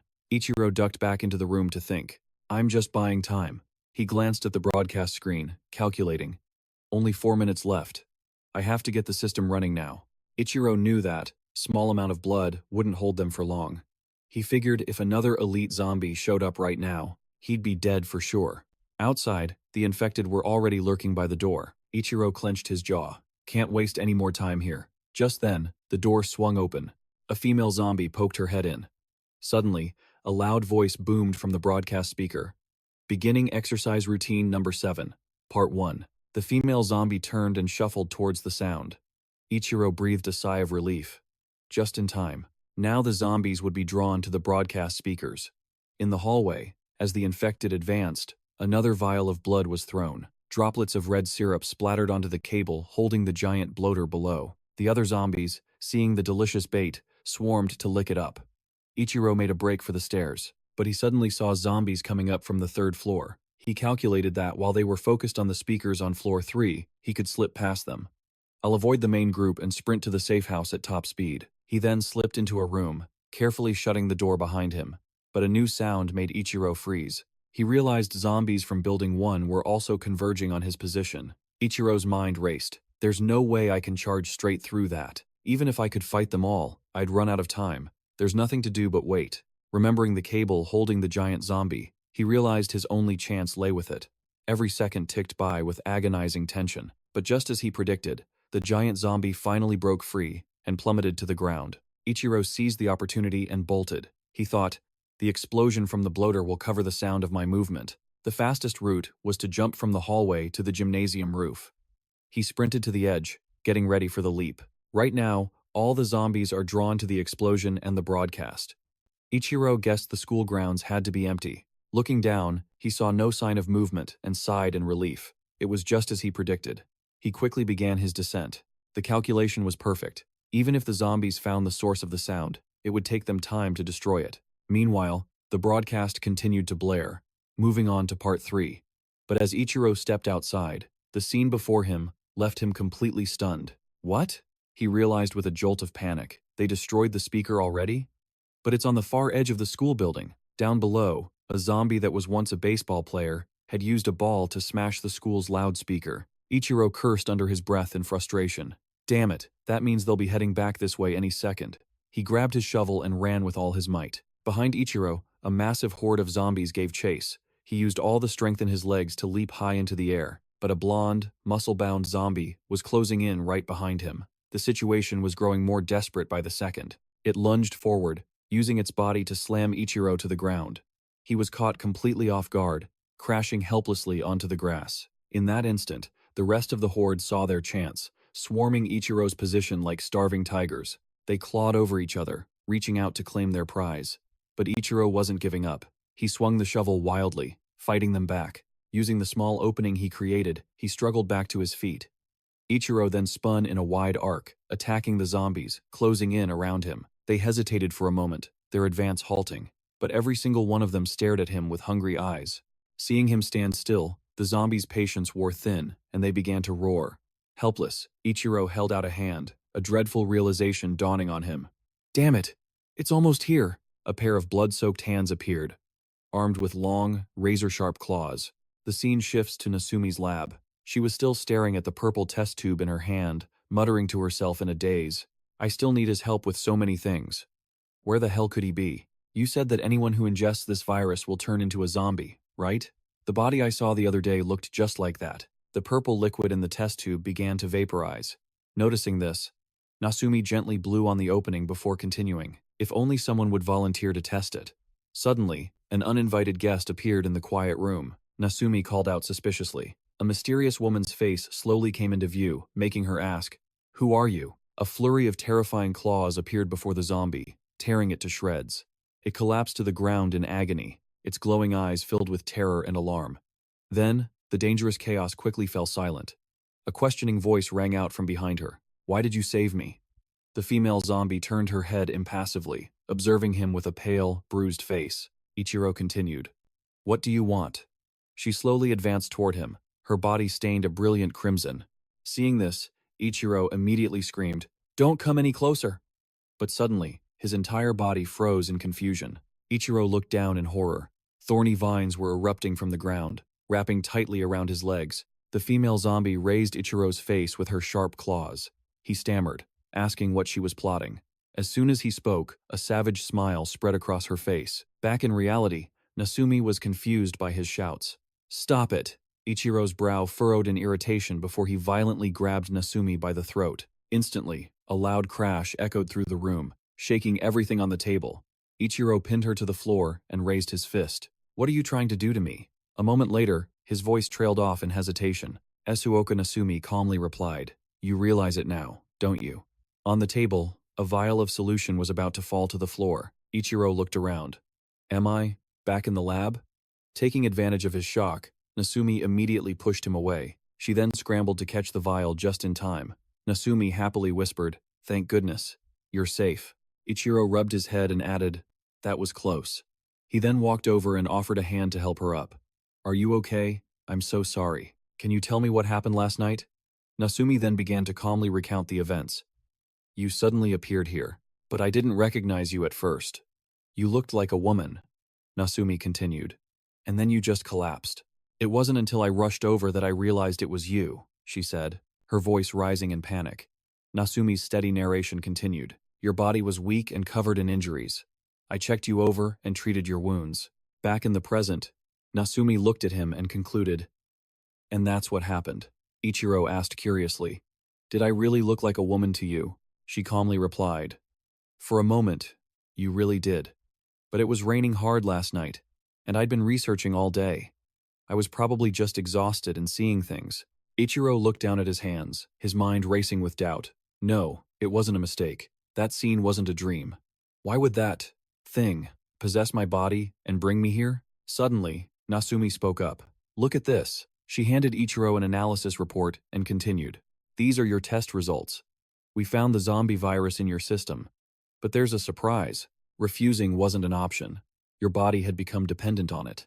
Nasumi continued. So, I extracted the zombie virus from your system and tried to fuse it with the strain inside that crystal, and a miracle occurred. Her voice rose with excitement. The virus inside you perfectly assimilated with the one from the crystal, so I made a choice. I injected the refined virus from the crystal directly into you. Nasumi crossed her arms, explaining. That's how your wounds began healing so rapidly. But as a trade-off, the original virus in your body was completely consumed. Ichiro couldn't believe what he was hearing. What? He propped his chin on his hand, his mind racing. So that's how it works. My regeneration is directly linked to the zombie virus. Back in that zone, every time I healed, I grew dizzier, until I finally blacked out. And that thing nearly seized control of my body for good. Ichiro hesitated, but Nasumi cut him off sharply. Now it's my turn to ask. What are you right now? A human or a zombie? And how did you get that crystal? It's something that shouldn't even exist in this world, correct? The moment she finished speaking, a heavy silence fell between them. That's when Ichiro countered with his own question. Do you believe in time travel? At his bizarre response, Nasumi clenched her fists, her voice tight with intensity. I am being completely serious. Just hear me out, Ichiro pressed on. I'm from 5 years in the future, a future where the world ended, overrun by zombies that hunt down humanity, and, right now, is 1 month before the apocalypse begins. At this revelation, Nasumi's eyes widened in shock. Are you telling me that in 1 month, creatures like the one from yesterday will appear all over the globe? Ichiro gave a solemn nod. Yes, and so-called special zones will appear everywhere, teeming with the undead. Ichiro's voice grew heavy. I know this is difficult to accept, but I have something I need to show you. Where's my jacket? Nasumi replied. It's hanging over there. Ichiro grabbed the jacket, glancing back at her. I can't mention Yang, he thought. She might seem innocent, but I refuse to repeat the mistakes of my past life. If she becomes my enemy, I'm finished. After getting out of bed, another thought struck him. I only cleared that mission thanks to a zombie. Meeting Nasumi's curious, shining eyes, Ichiro spoke in a low voice. These are items I collected from within a special zone. For certain reasons, I was able to gain access. Speaking of which, you said you had something you wanted to tell me. At that, Nasumi held up a small vial. Look, the highest purity I'd achieved so far was 60%. I tried again yesterday, but 65% seems to be the absolute limit. Ichiro was internally stunned. Red, a strength enhancement potion. She got it to nearly 70% purity in just one day. Impressive. He leaned down to examine the vial, thinking, she truly is a genius. Just then, Nasumi spoke again. This crystal is a bit different from the one you gave me before. And so is this one. And this one. Suddenly, she looked at him with intense curiosity. What was I doing 5 years from now? You went out of your way to find me in this life. Does that mean we were allies in my previous one? Ichiro answered slowly. The you from the future is already dead, and sadly, we never knew each other. The answer didn't seem to surprise Nasumi. She continued. Then how did you know about me? Was I killed by zombies? Ichiro explained. I heard rumors of a genius pharmacist. You didn't die from a zombie. You died using yourself as a test subject. Nasumi nodded in understanding. I see. So my future self was still working hard, even under those circumstances. Seeing her calm attitude, Ichiro tried to reassure her. Suoka, don't worry. I won't let you fall into that kind of danger. Suddenly, Nasumi turned with a faint smile. Actually, I was still very skeptical a moment ago when you were telling your story. But hearing that, I used myself as a test subject. That sounds exactly like something I would do. I believe you. From now on, I'll support you with everything I have. Before he could process her sudden trust, she stood up abruptly. Now then, shall we finish the rest of our work? At that same moment, outside, an elevator chimed as it stopped on the 15th floor. A pair of trembling hands struggled to set a heavy wooden box on the ground. Hatano wiped the sweat from his brow, panting. Who knew money was this heavy? Let's rest for a second before we continue. Mineta, beside him, fanned himself irritably. It's too hot. The moment they stepped into the room, their eyes were met by the sight of Nasumi pinning Ichiro to the bed. A flustered Hatano quickly looked away. My apologies. We're interrupting. He then hastily dragged the slack-jawed Mineta to the side. A moment later, Hatano spoke up sheepishly. Our apologies. We really didn't mean to walk in on. Ichiro cleared his throat. It's just a misunderstanding. Where is the money? The man explained. I've already purchased everything we could possibly buy. Using all conventional methods, the market is completely tapped out. There are still many more items I haven't brought up yet. Just then, Ichiro placed the vial of red liquid into the man's hand. Now, drink this, Nasumi shouted in a panic. Wait! Hatano looked puzzled. What is this? By now, Mineta wasn't paying attention to anything. Why? Ichiro answered calmly. You'll know once you drink it. Just trust me. Hatano hesitated. All right. Tipping his head back, he downed the entire vial. An instant later, Hatano suddenly went berserk. He tensed his body, and at the same time, his eyes began to glow with a mysterious, intense light. Witnessing this scene, Nasumi grew fearful. He looks like he's in pain. Ichiro stopped her with a grim expression. It's okay. Let it happen. With a purity of only 70%, it's not a dose a normal human could ever survive. But for a pro athlete with a body like his, it might just be manageable. Since this was his very first attempt, his body needed time to adapt. But in that moment, Hatano was gasping, struggling just to breathe. Ik asked calmly, How is it? Are you all right? Though beads of sweat covered Hatano's forehead, he managed a grin. Better now. I feel power surging through my body. Just then, Hatano effortlessly lifted 2 heavy wooden crates, leaving Mineta completely stunned. Incredible. This money feels lighter than air. As he said this, Hatano's voice dropped to a conspiratorial whisper. Speaking of which, I have some intel on the cash. Most of the money we got this time belongs to the Izuin Corporation. So perhaps... Ich cut him off instantly. I get it. From now on, stop the collections. Our top priority is to consolidate the cash and bring all our forces to our side. I will seize control at the boss's birthday party, he thought to himself. The money situation was expected, but what truly surprised him was the drug's effect, which appeared even before the zombie virus's influence. With a genius like Esuoka on the case, it wouldn't be long before the purity was high enough for ordinary people to use. If Hatano's men also took the drug, he could completely entrust the organization's operations to them. Then he could finally focus on clearing out the special quarantine zone. Just you wait, Nozomi. Before this world ends, I'll make you cough up every single coin you own. Meanwhile, in another part of the city, bright lights pierced through the darkness. The sharp crack of billiard balls shattered the dead silence. Izuin asked in a low tone. I heard someone bought out the entire gold market. Do you know who it was? Rick crossed his arms, replying casually, "No.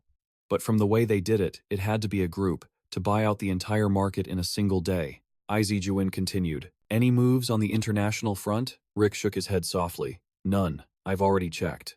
I don't know what their goal is either, but because of them, the market price has skyrocketed, even though there's nothing left to buy. Another strange thing is that they're conducting all transactions with physical gold." Izuin lowered his head, questioning, "Physical gold?" Rick went on, "We're practically the last ones holding any significant amount. Why not sell it to them at a premium?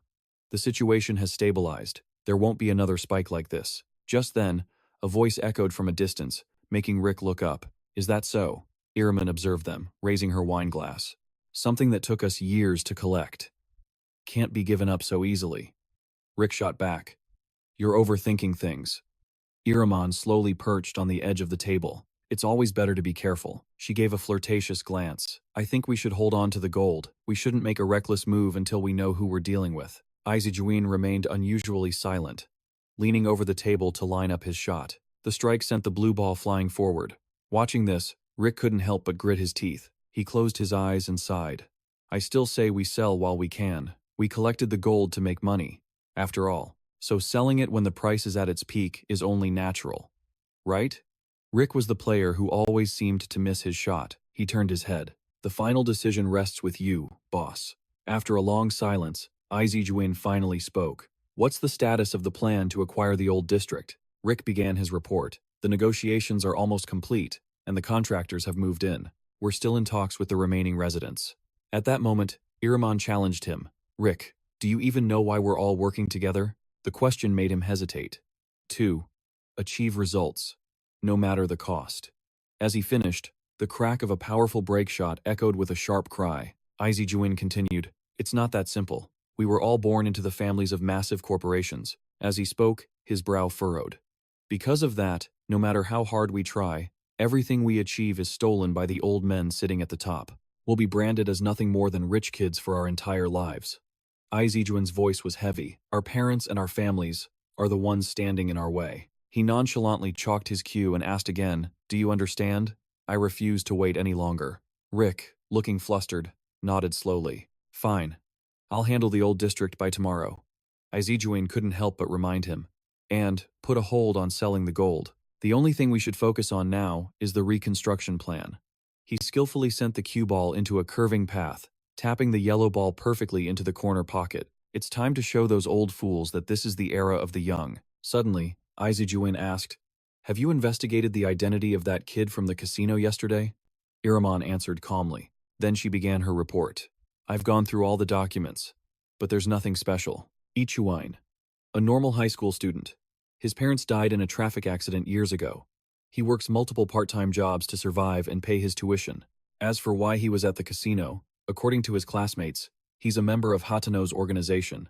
The moment Iraman finished, Izuin's voice sharpened.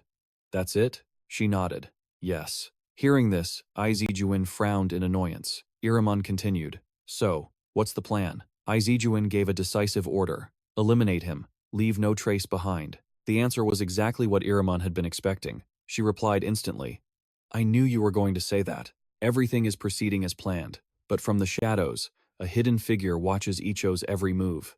He mutters to himself, "The gold Hatano brought back is now secure in the chest. It isn't a huge amount, but it's enough to get me to level 15. To expand further, I'll need magic ore and crystal stones for Esuoka's research." Just then, Icho senses a presence and whips his head around. An arrogant figure stands behind him, casually spinning a knife and calling out with a smirk, well, little boy. I never imagined the day would come when a top-tier assassin like myself would be sent after a high school kid." He looms behind Icho, his voice dripping with menace. "Things have been far too quiet lately, and work is drying up.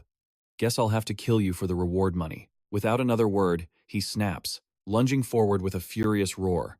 You picked the wrong person to mess with. But in that split second, Icho reacts with blinding speed. He pivots and leaps, landing directly behind the assassin, whose eyes go wide with utter disbelief. Icho's hand flashes out, snatching the knife from his grasp. In the same fluid motion, he grabs a fistful of the assassin's hair. He yanks the man's head back and drives his knee forward in a devastating strike, causing him to let out a piercing scream of agony. Icho casually flips the knife, pressing the cold steel against his face. Answer me now. Who sent you? The terrified assassin stammers out a reply.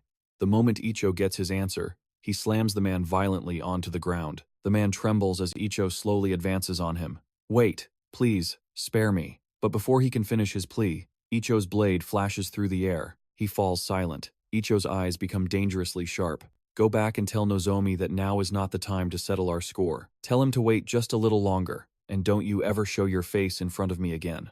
The assassin hastily scrambles to agree. I'll remember. Ichiro's voice is low and cold as he gives one final order. Get lost. The word is barely out before the man flees for his life. Yes, sir. A moment later, Ichiro tilts his head and murmurs. Now then. He slowly rises, his gaze fixed forward on the level 8 special zone. Ichiro reaches out, his hand touching the shimmering red barrier before him. By reversing time, he thinks, I'm able to access this place even before the apocalypse begins. Everything has its advantages and disadvantages, so I have no choice but to challenge these zones all by myself. There are risks and rewards to everything, leaving me with only one path forward. The most dangerous period, Ichiro considers, will be when the masses arrive. The zone levels will just keep rising, so if I wanted to play it safe, I'd avoid them entirely. With my current resources and the knowledge from my past life, I can get a massive head start on everyone else once the world ends. But even that won't be enough to stand against the true power players. That's why I have to take these risks. No matter how high the zone's level, I have to dive in head first. Ichiro continues to strategize, knowing this is the fastest path. It's the only way to close the gap between myself and Nozomi. But that's a problem for later. Right now, the priority is gathering resources from the criminal underworld. To even stand a chance against Nozomi, I'll need to match his political power and financial might. In 2 days, it's Mr. Koenaga's birthday party. Ichiro reminds himself. I need to acquire more crystal stones and create the drug before it starts. An image of that female zombie flashes through his mind. And to keep that thing in check, I'll need a massive supply of the zombie virus. She might seem like an ally for now, but I can't afford to let my guard down for a second. Elsewhere, rival factions clash in the streets. Members of every organization are scrambling to claim more territory. Nasumi, Mineta, their fates are slowly beginning to shift. And I, Ichiro thinks to himself, am the one at the wheel, controlling those fates. He casually wipes a trickle of blood from his lip. I have to get even stronger. Early the next morning, a triumphant shout echoes from Nasumi's lab. It's finished. Her eyes, shadowed with dark circles, gaze at a test tube with pride. It's perfect. A serum with just the right level of purity. Mineta, who was asleep, is jolted awake by her voice. He groggily rubs his eyes and sits up. What's going on? She waves him over excitedly. Mineta, get over here. He looks on, confused. A few hours later, as Ichiro steps out of the elevator, Mineta charges straight at him at full speed. Ichiro leans back, dodging on pure instinct. He frowns, confused. Mineta? But he instantly realizes something is off. He's so fast. Despite that, Ichiro easily overpowers him, pinning Mineta to the floor. I give up, he cries out. Nasumi looks at the analysis report with a doubtful expression. He went down in a single blow. The serum's effect should have been much stronger. It seems it's not as effective on someone who's already weak. Mineta quickly tries to defend himself. No, it's because the boss is just too powerful.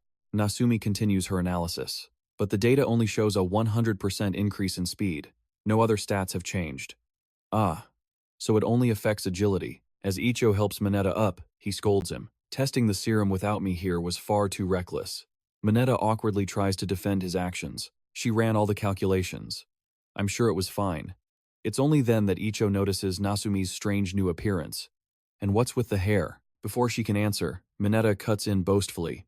Boss, you just wouldn't get it. A true researcher has to maintain a fresh perspective every single day. His over-the-top excitement leaves Ichiro speechless.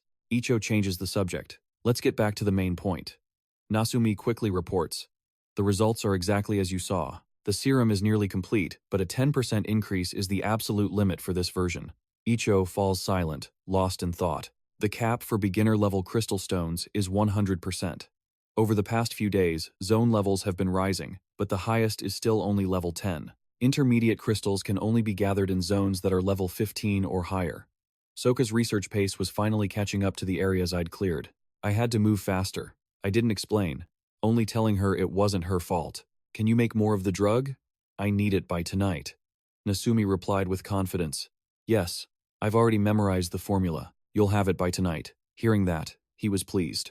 Perfect. Mineta then made a call to Hatano. The man answered immediately, "Yes, sir," and sprang into action. 2 hours later, Hatano arrived. He and the boss moved to a corner of the room to discuss their plans. Nasumi quietly asked Mineta, "You and Shia were classmates, right? Is he always like this?" He hesitated before speaking. "Boss, to be honest, I still don't understand what happened. The Ichiro I knew was a weakling I used to bully, but then he suddenly became incredibly strong. His personality changing like he was a completely different person. In just a few days, he went from being my target to being my leader." Her expression grew thoughtful. It was clear he hadn't told anyone about his regression. His power came from a past life, and he returned with a wealth of information from the future. What exactly was his ultimate goal? At that very moment, Ichiro was laying out his strategy. Tonight is old man Koyanagawa's birthday party, the perfect opportunity when all his underlings are gathered in one place. Hatano couldn't believe his ears. "Are you serious about this?" Ichiro's answer was firm as steel. "Yes, we have to seize his forces, no matter the cost." Hatano was still hesitant, trying to reason with him. "I know everything has been going smoothly so far, but Koyanagawa is on a whole different level from those other guys. Maybe it's better if we take things step by step." But Ichiro's mind was made up. There's no time. It has to be tonight.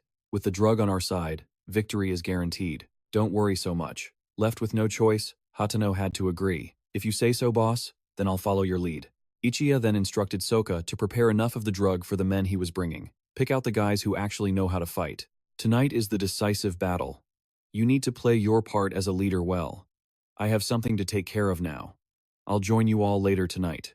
Meanwhile, in another part of the city, Koyanagawa was trimming his garden. He asked a subordinate, in a heavy tone, "Things have been quite lively lately. What have your investigations turned up?"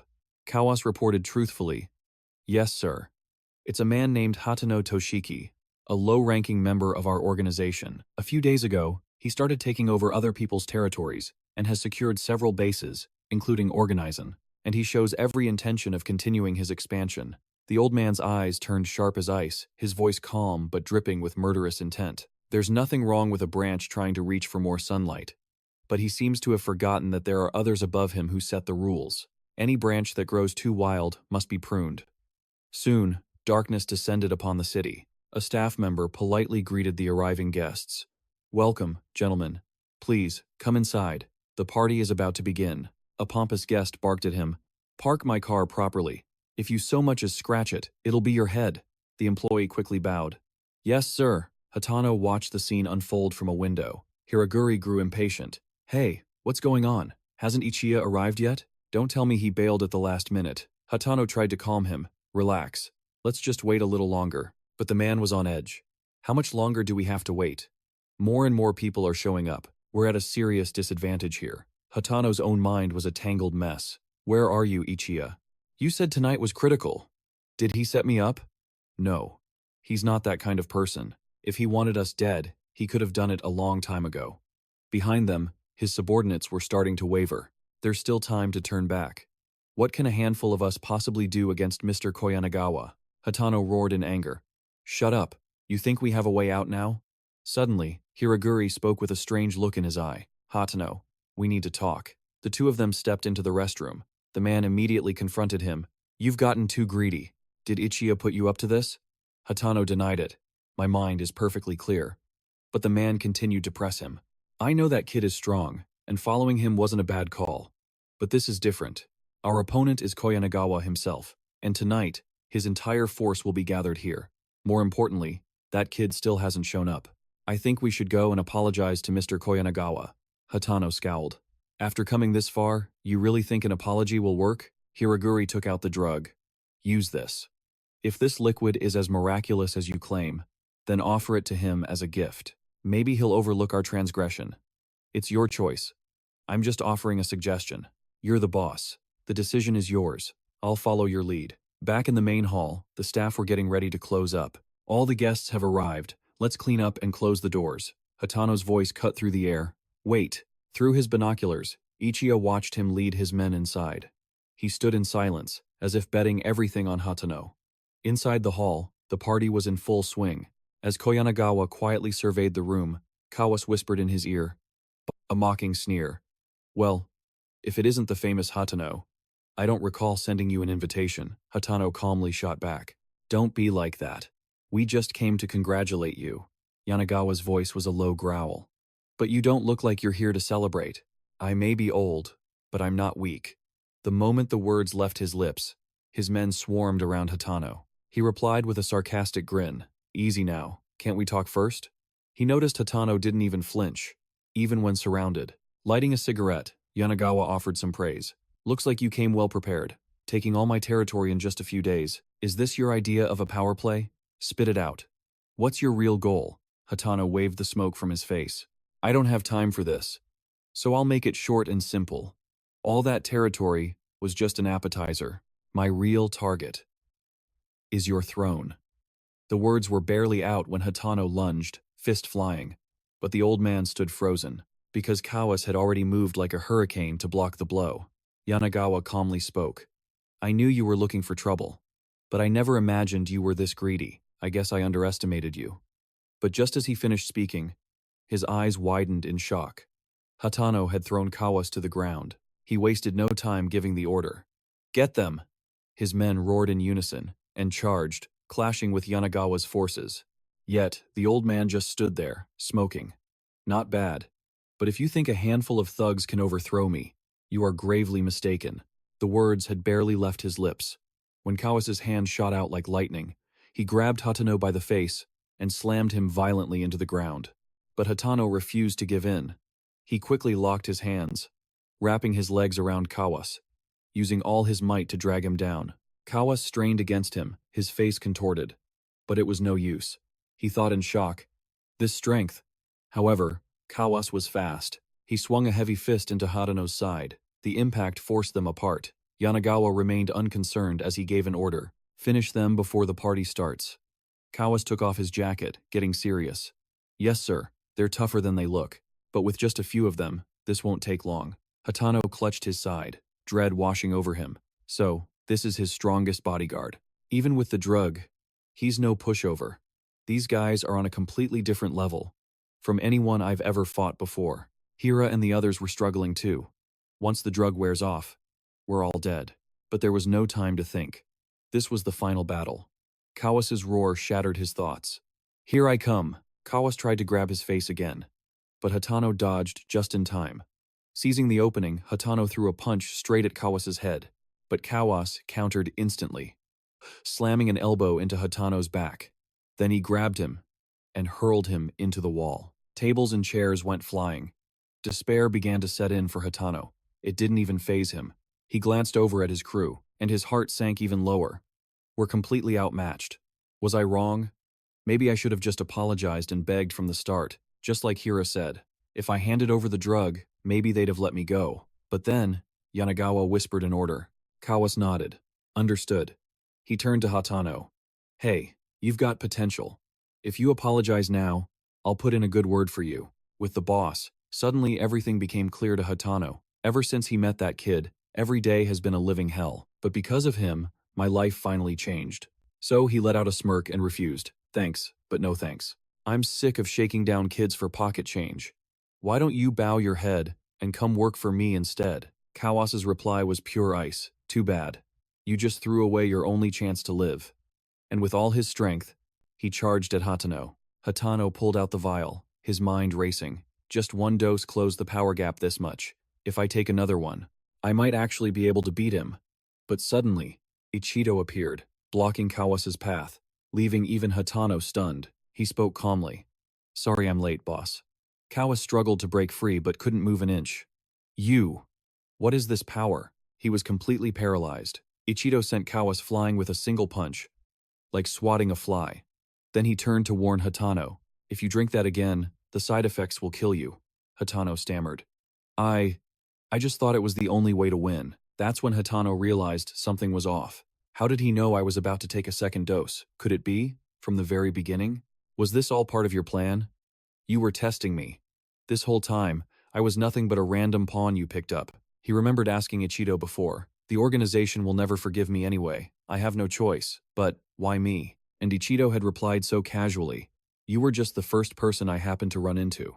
That's all. He thought it was just a random answer. A way to hide some deeper secret. But he never dreamed it was the literal truth. Hatano realized it instantly. You wanted to see if I'd betray you and give the drug to Yanagawa. For me, it was a gamble. If I had sided with Yanagawa, I'd be a dead man for sure, he muttered to himself. I chose the right side again. Lucky me. Ichiro looked confused, so Hatano explained. Don't worry. I'll prove to you that I'm an ally you can trust. A satisfied smile crept across Ichiro's face. I like working with smart people, so give me my orders, boss. Meanwhile, Yanagawa berated Kawas. What's wrong with you? No matter how strong he is, he's still just a kid. Kawas scowled, his focus shattered. That damn kid is throwing me off. Hatano roared with everything he had. Koyanagawa, get ready, you old bastard. Today is the day you die. The threat ignited a murderous rage in the old man's eyes. Kill every last one of them. The bald thug whipped his head around, completely stunned. Who the hell is that brat? Is he with Hatano? The man beside him stared, unable to believe his own eyes. Did he just send Kawas flying with a single punch? One of Ogani's goons, busy beating on Hiraguri, suddenly stopped. He frowned with suspicion and asked, Is that guy a high school student? Hira, who'd been taking the hits, suddenly snatched the man's wrist. Surprise, you son of a bitch. The thug froze, his mind unable to catch up. Hira stared him down with an ice-cold smile. The fun is just getting started. In the next instant, Hiraguri hurled the man across the ground. Kawas glared at Ichiro, who now stood before him. I never thought I'd see the day my opponent was a schoolboy. Ichiro coolly adjusted the cuff of his sleeve. Today also marks your downfall. Consumed by rage, Kawas clenched his fists and charged forward. This little punk dares to look down on me. He threw a punch aimed straight for Ichiro's face, but Ichiro simply leaned back, dodging it with ease. When his first punch missed, Kawas immediately lunged with his other hand, grabbing for his head and startling the boy. Ichiro planted a hand on the ground, backflipping to create distance. Like a wild animal, Kawas lunged at Ichiro again. He unleashed a furious storm of punches, bellowing, You think you can dodge this? But Ichiro simply weaved left and right, causing every single blow to miss its mark. Hatano, his face caked in blood, watched the battle with dread. Even with a power-up drug, I couldn't beat him, but this kid is toying with him. He's an absolute monster. At the banquet table, the crowd buzzed with gossip. Where did this Hatano guy even come from? After seeing this with my own eyes, I believe the rumors about him taking over all of Ogani's territory. The person next to him chimed in. Look, Kawas is about to lose to that student. Koyanagawa watched the fight, his face a mask of displeasure. These damn fools are too noisy. Unable to contain his frustration, he roared, All of you, shut your mouths. The chatter died instantly as all eyes snapped nervously in his direction. He glared at the men standing around him, too scared to move. It took me 40 years to climb to this position. Koyanagawa's gaze shifted back to Kawas, who was still trying to attack but couldn't even touch the fabric of Ichiro's shirt. The sight was maddening. Where did these sewer rats crawl from, trying to steal everything? Koyanagawa's face darkened. If I lose here, my entire reputation will be destroyed. The so-called strongest in the organization can't even eliminate a few mice. He glared at Kawas's back and screamed, I'm giving you 1 more minute. Hurry up. A cold sweat of pure fear broke out on Kawas's skin. Ichiro, without a flicker of emotion, calmly neutralized every single one of his attacks. As Kawas attacked, his mind was racing. This kid is a monster in a child's body. His face bruised and bleeding, he bit down in sheer frustration, and his expression is still like ice through all this. I'm exhausted, and I can't even touch him, let alone finish him in 1 minute. Crushed by the pressure, Kawas threw a desperate kick. Damn you! Ichiro leaned away from the blow, his eyes turning as cold as a blade. In the next instant, Ichiro's foot shot out, striking Kawas's ankle and shattering his attack. Kawas's eyes nearly bulged from their sockets as his whole body trembled. He didn't even blink. Am I really weaker than him? Ichiro suddenly spun his leg in a sweeping motion, his voice like ice. Too many openings. With that, he immediately pivoted behind him. His next kick landed with perfect precision, slamming directly into Kawas's stomach. The sheer force of the blow sent Kawas flying backward. Everyone present was paralyzed with shock. Koyanagawa was in utter disbelief. Kawas. Lost? The nearby henchman stammered in absolute terror. He's dead. Someone finally managed to speak. Impossible. Is he really a student? He took down our strongest man with a single kick. Ichiro's emotionless gaze swept across the room. Koyanagawa glared at his sea of minions and roared, What are you all just standing there for? Kill him. All of you. The one who kills him will take Kawas's place. Hearing this, A mob of goons grabbed their weapons and charged, thinking, "He's just one kid. Get him!" They rushed the spot where Ichiro stood motionless. As the first man reached him, Ichiro calmly twisted his arm back, forcing the man to plunge his own knife into his body. The thug's face turned purple as he screamed in agony. Ichiro then smoothly took the knife from his hand and pulled it free. The man collapsed to the ground as blood sprayed everywhere. Just as one fell, another surged forward to take his place. Ichiro's eyes were as sharp as the blade he held. He moved through the crowd like a phantom, precisely slicing the carotid artery of each man. Fountains of blood erupted into the air. Ichiro stood with the crimson-stained knife, his expression as cold and merciless as a predator. Koyanagawa's face turned white with terror. He was frozen in place. A single thought echoed in his mind. That's not human strength. That thing is not human. Seeing Ichiro cut down all of his men and now advance on him, Koyanagawa desperately shouted, "Wait, stop, we can talk about this." He fumbled for the gun inside his coat while screaming, "I said back the hell off." But before Koyanagawa could even wrap his fingers around the weapon, the knife flew from Ichiro's hand, pinning the old man's hand straight through his own chest. His face turning a deathly shade of purple, Koyanagawa coughed up a mouthful of blood.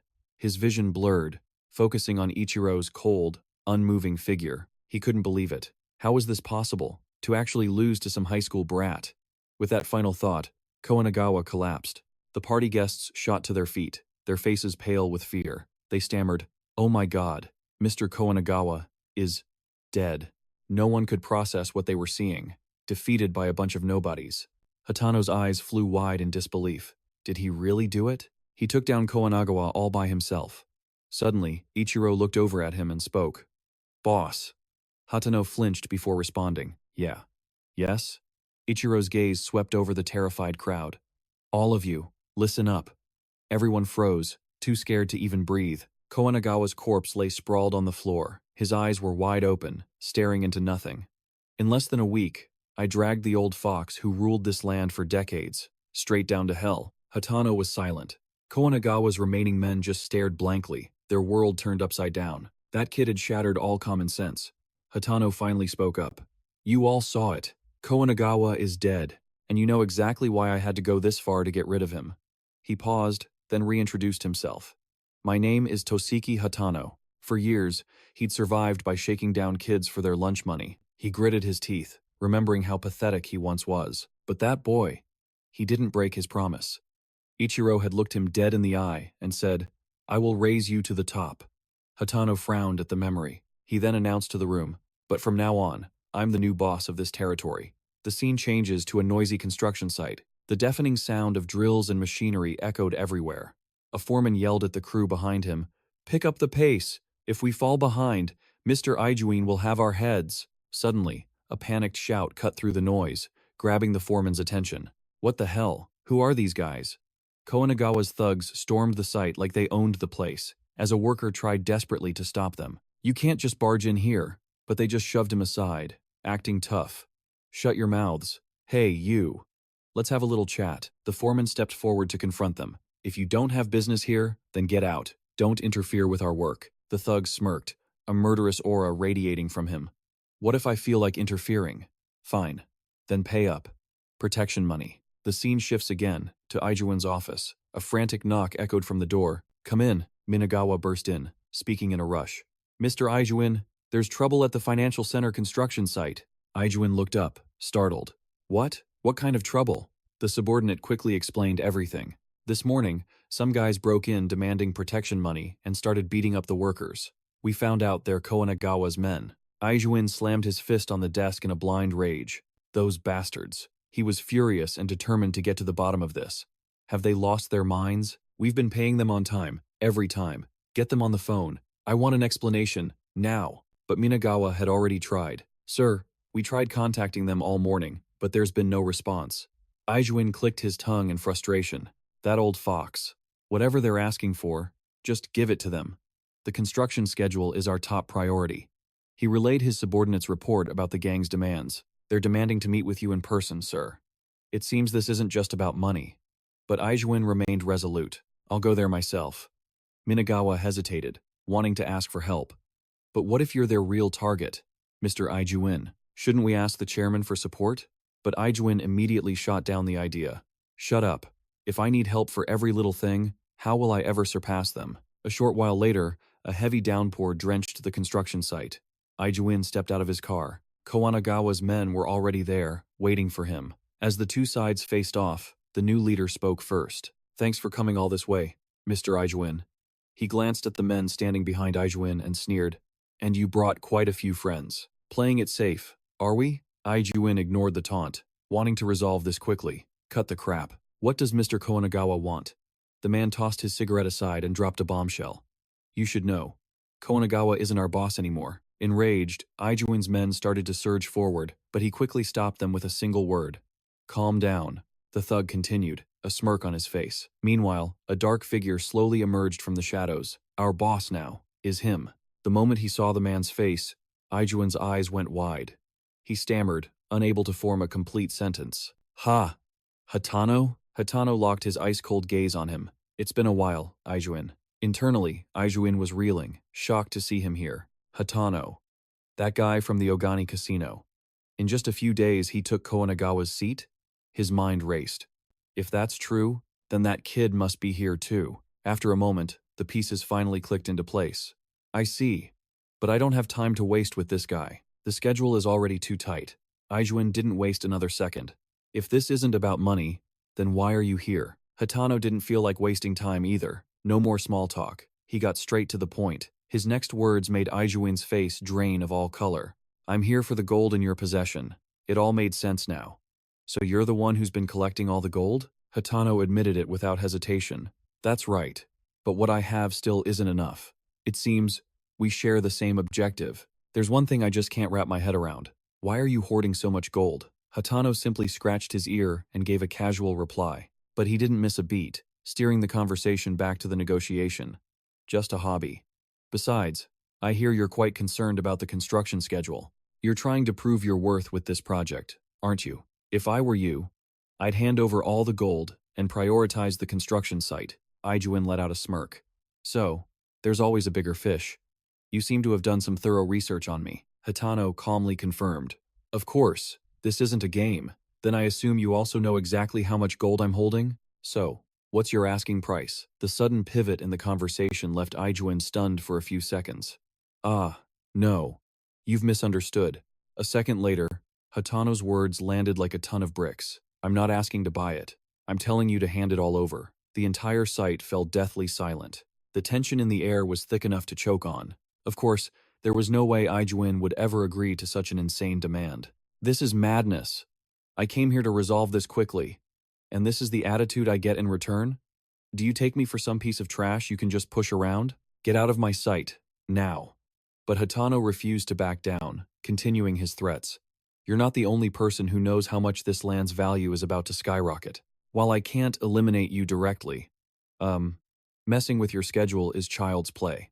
If this project isn't completed on time, the losses will be staggering, won't they?" The threat hit its mark, and Ijuin's eyes filled with pure panic. How could they possibly know about that? Only a few key insiders were aware of the regional development plan. Who in the world is this guy? Seeing his opponent frozen in silence, Hatano grew impatient. "What's wrong? Cat got your tongue?" Ijuin didn't hold back any longer. "Damn you.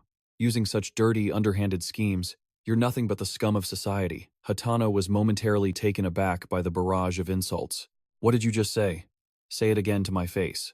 Ijuin immediately roared back, clearly ready to go all in. "I said you're a bunch of gangsters who only know how to use your fists. And yet you pretend to be so high and mighty, as if you're so smart." The next second, he gave the order, "Take them out." His underlings charged forward like a storm, and the two sides clashed, neither willing to yield. Minagawa quickly broke through the defensive line of henchmen. He then launched a powerful punch aimed directly at Hatano. However, Ichiro was there in an instant to provide support, putting his hand out to block. In a flash, Minagawa was completely immobilized by Ichiro's single hand. Ichiro glared at his opponent and growled, "You bastard!" The man tried to put on a brave face, threatening him in return. "Do you even know who I am?" But inwardly, he was consumed by panic. "He's restraining me with just one hand." Hatano deliberately stomped his foot hard, drawing everyone's attention. He slowly advanced until he stood right in front of Ijuin. Hatano then grabbed his opponent's tie and began his lecture. "That's right. I'm a gangster. but I risked my life to climb my way to the top. I did it step by step, with my own strength. What the hell would a kid like you, born with a silver spoon in your mouth, know about that? Riding on your daddy's coattails, always looking down on everyone else. You pathetic brat. Seizing the moment Ichiro was distracted, Minagawa immediately grabbed his arm. He yanked with all his strength to break free from Ichiro's grip. A second later, Minagawa unleashed all his pent-up frustration. He swung a powerful punch, but Ichiro dodged it in time. Without a word, Ichiro retaliated with a swift hook straight to his opponent's face. Enraged, the man lunged forward and grabbed Ichiro's vest. Then, with just one hand, Minagawa lifted Ichiro high into the air, but with a simple flip, Ichiro successfully reversed the move, slamming his opponent back down onto the hard ground. The rainwater around them splashed violently. Ijuin was completely terrified by the scene unfolding before him. Minagawa had lost. He was officially knocked out, much to Ijuin's astonishment. Ijuin immediately spiraled into a panic. He kept shouting at his fallen subordinate. "What's going on? Minagawa, get up!" Suddenly, Ichiro's voice cut through the air, making Ijuin freeze. No matter how much you call for him, he won't get up. The guy is completely unconscious. Even in his wildest dreams, Ijuin couldn't believe this was real. Minagawa, a master of every kind of martial art, actually lost. What a useless bunch of goons. Ichiro calmly adjusted his collar before raising his voice to question him. "You don't have any allies left, so what do you plan to do now?" Ijuin's mind was instantly consumed by overwhelming fear. This is bad. A moment later, Ichiro spoke with chilling confidence. "Let me guess what you're thinking. You're planning to abandon your men and run, aren't you?" His words hit home, and Ijuin's face instantly darkened. "Who the hell is this monster? He sees right through me. Damn it." With no other options, Ijuin tried desperately to negotiate. "Now, let's all just calm down. I'll give you whatever you want. You want money, right? Hatano, if you agree to my condition, you'll get your money." Hatano looked confused. "Condition?" Ijuin looked straight at Ichiro and made his demand. "Hand that punk over to me. I've owed him one since the casino." Ijuin then tried to act reasonable, turning to Hatano. "If you have any conditions, just name them. There's nothing the Ijuin family can't do." At that moment, he felt smug about the scenario he'd created in his head. "First, I'll provoke them into killing each other. Then, with only Hatano left, he'll be much easier to handle." How could he possibly refuse such a perfect offer? But Ichiro was far too sharp and composed to fall for such an obvious trap. In his hand, he held all the cards. "You think a little money lets you manipulate everyone?" he growled, his body radiating pure killing intent. "Just hearing your voice makes me sick." Ijuin was completely terrified, stammering without forming a single word. "What? What are you going to do?" Another voice cut in before things could escalate. "Hey, Hatano, stop him." After everything was settled, he and Ichiro sat silently in the car. Hatano broke the silence. "Is it okay to just leave him there? He won't die," Ichiro stated with cold certainty, after beating Ijuin to within an inch of his life. "There's no way I'd let him die that easily," Ichiro thought to himself. The car stopped as the traffic light turned red. Hatano took the chance to ask, "Do you think he'll hand over the money?" Ichiro's tone was absolute. "Of course he will. That project is far more important to him." Unable to contain his curiosity, Hatano pressed further. "How do you know so much about that guy?" Ichiro didn't bother explaining, just giving a vague answer. A moment later, he changed the subject. "What about the thing I asked you to do?" Hatano immediately gave his report. "The warehouse? I followed your instructions and found a massive one out in the countryside. I'll send you the coordinates." He then held out a card. "Here." Ichiro couldn't help but ask, "What's this?" Hatano finally explained. "It's the organization's funds. I think you should hold on to it." The light turned green, and the car started moving again. Ichiro asked another curious question. "How much is in it?" As he turned the wheel, Hatano answered casually, "Total assets are around $40 million, but this card only has $1 million. The rest will take time to liquidate into cash." Ichiro held the card in his hand, thinking, it's time to start stockpiling supplies. With that, he opened his equipment box and began calculating. The core needs to be upgraded. It's still stuck at level 3. The beginner stones I've collected are enough to raise the core to level 10. After that, I'll need cash and intermediate level crystals. After thinking it through, Ichiro made his decision. At level 3, the core is only the size of a suitcase, not big enough to hold all the money. I'll upgrade it to level 10. Level 10 has a volume of 7 cubic meters, about the size of a phone booth. That's enough to store a decent amount of resources. A moment later, a satisfied smile spread across his face. "I should probably find a special area around here."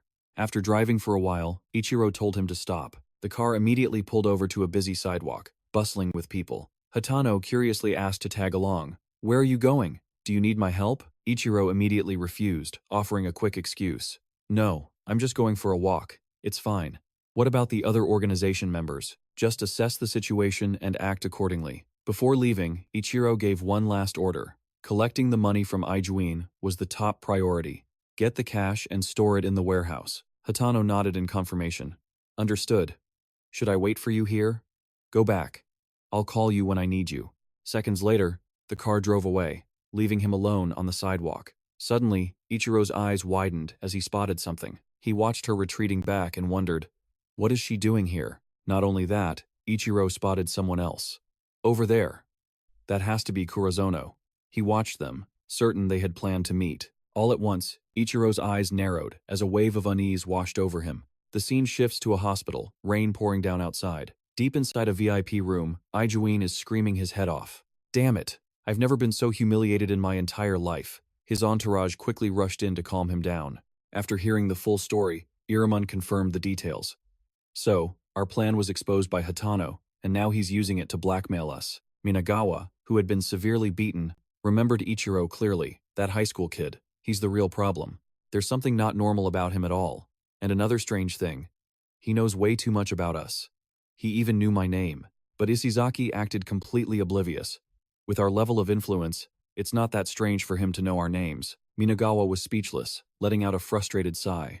Ijuin spoke up, backing him. "No, I agree with Minagawa. From the very first time we met, I could feel his hostility. And more importantly, he knows about the project's internal operations.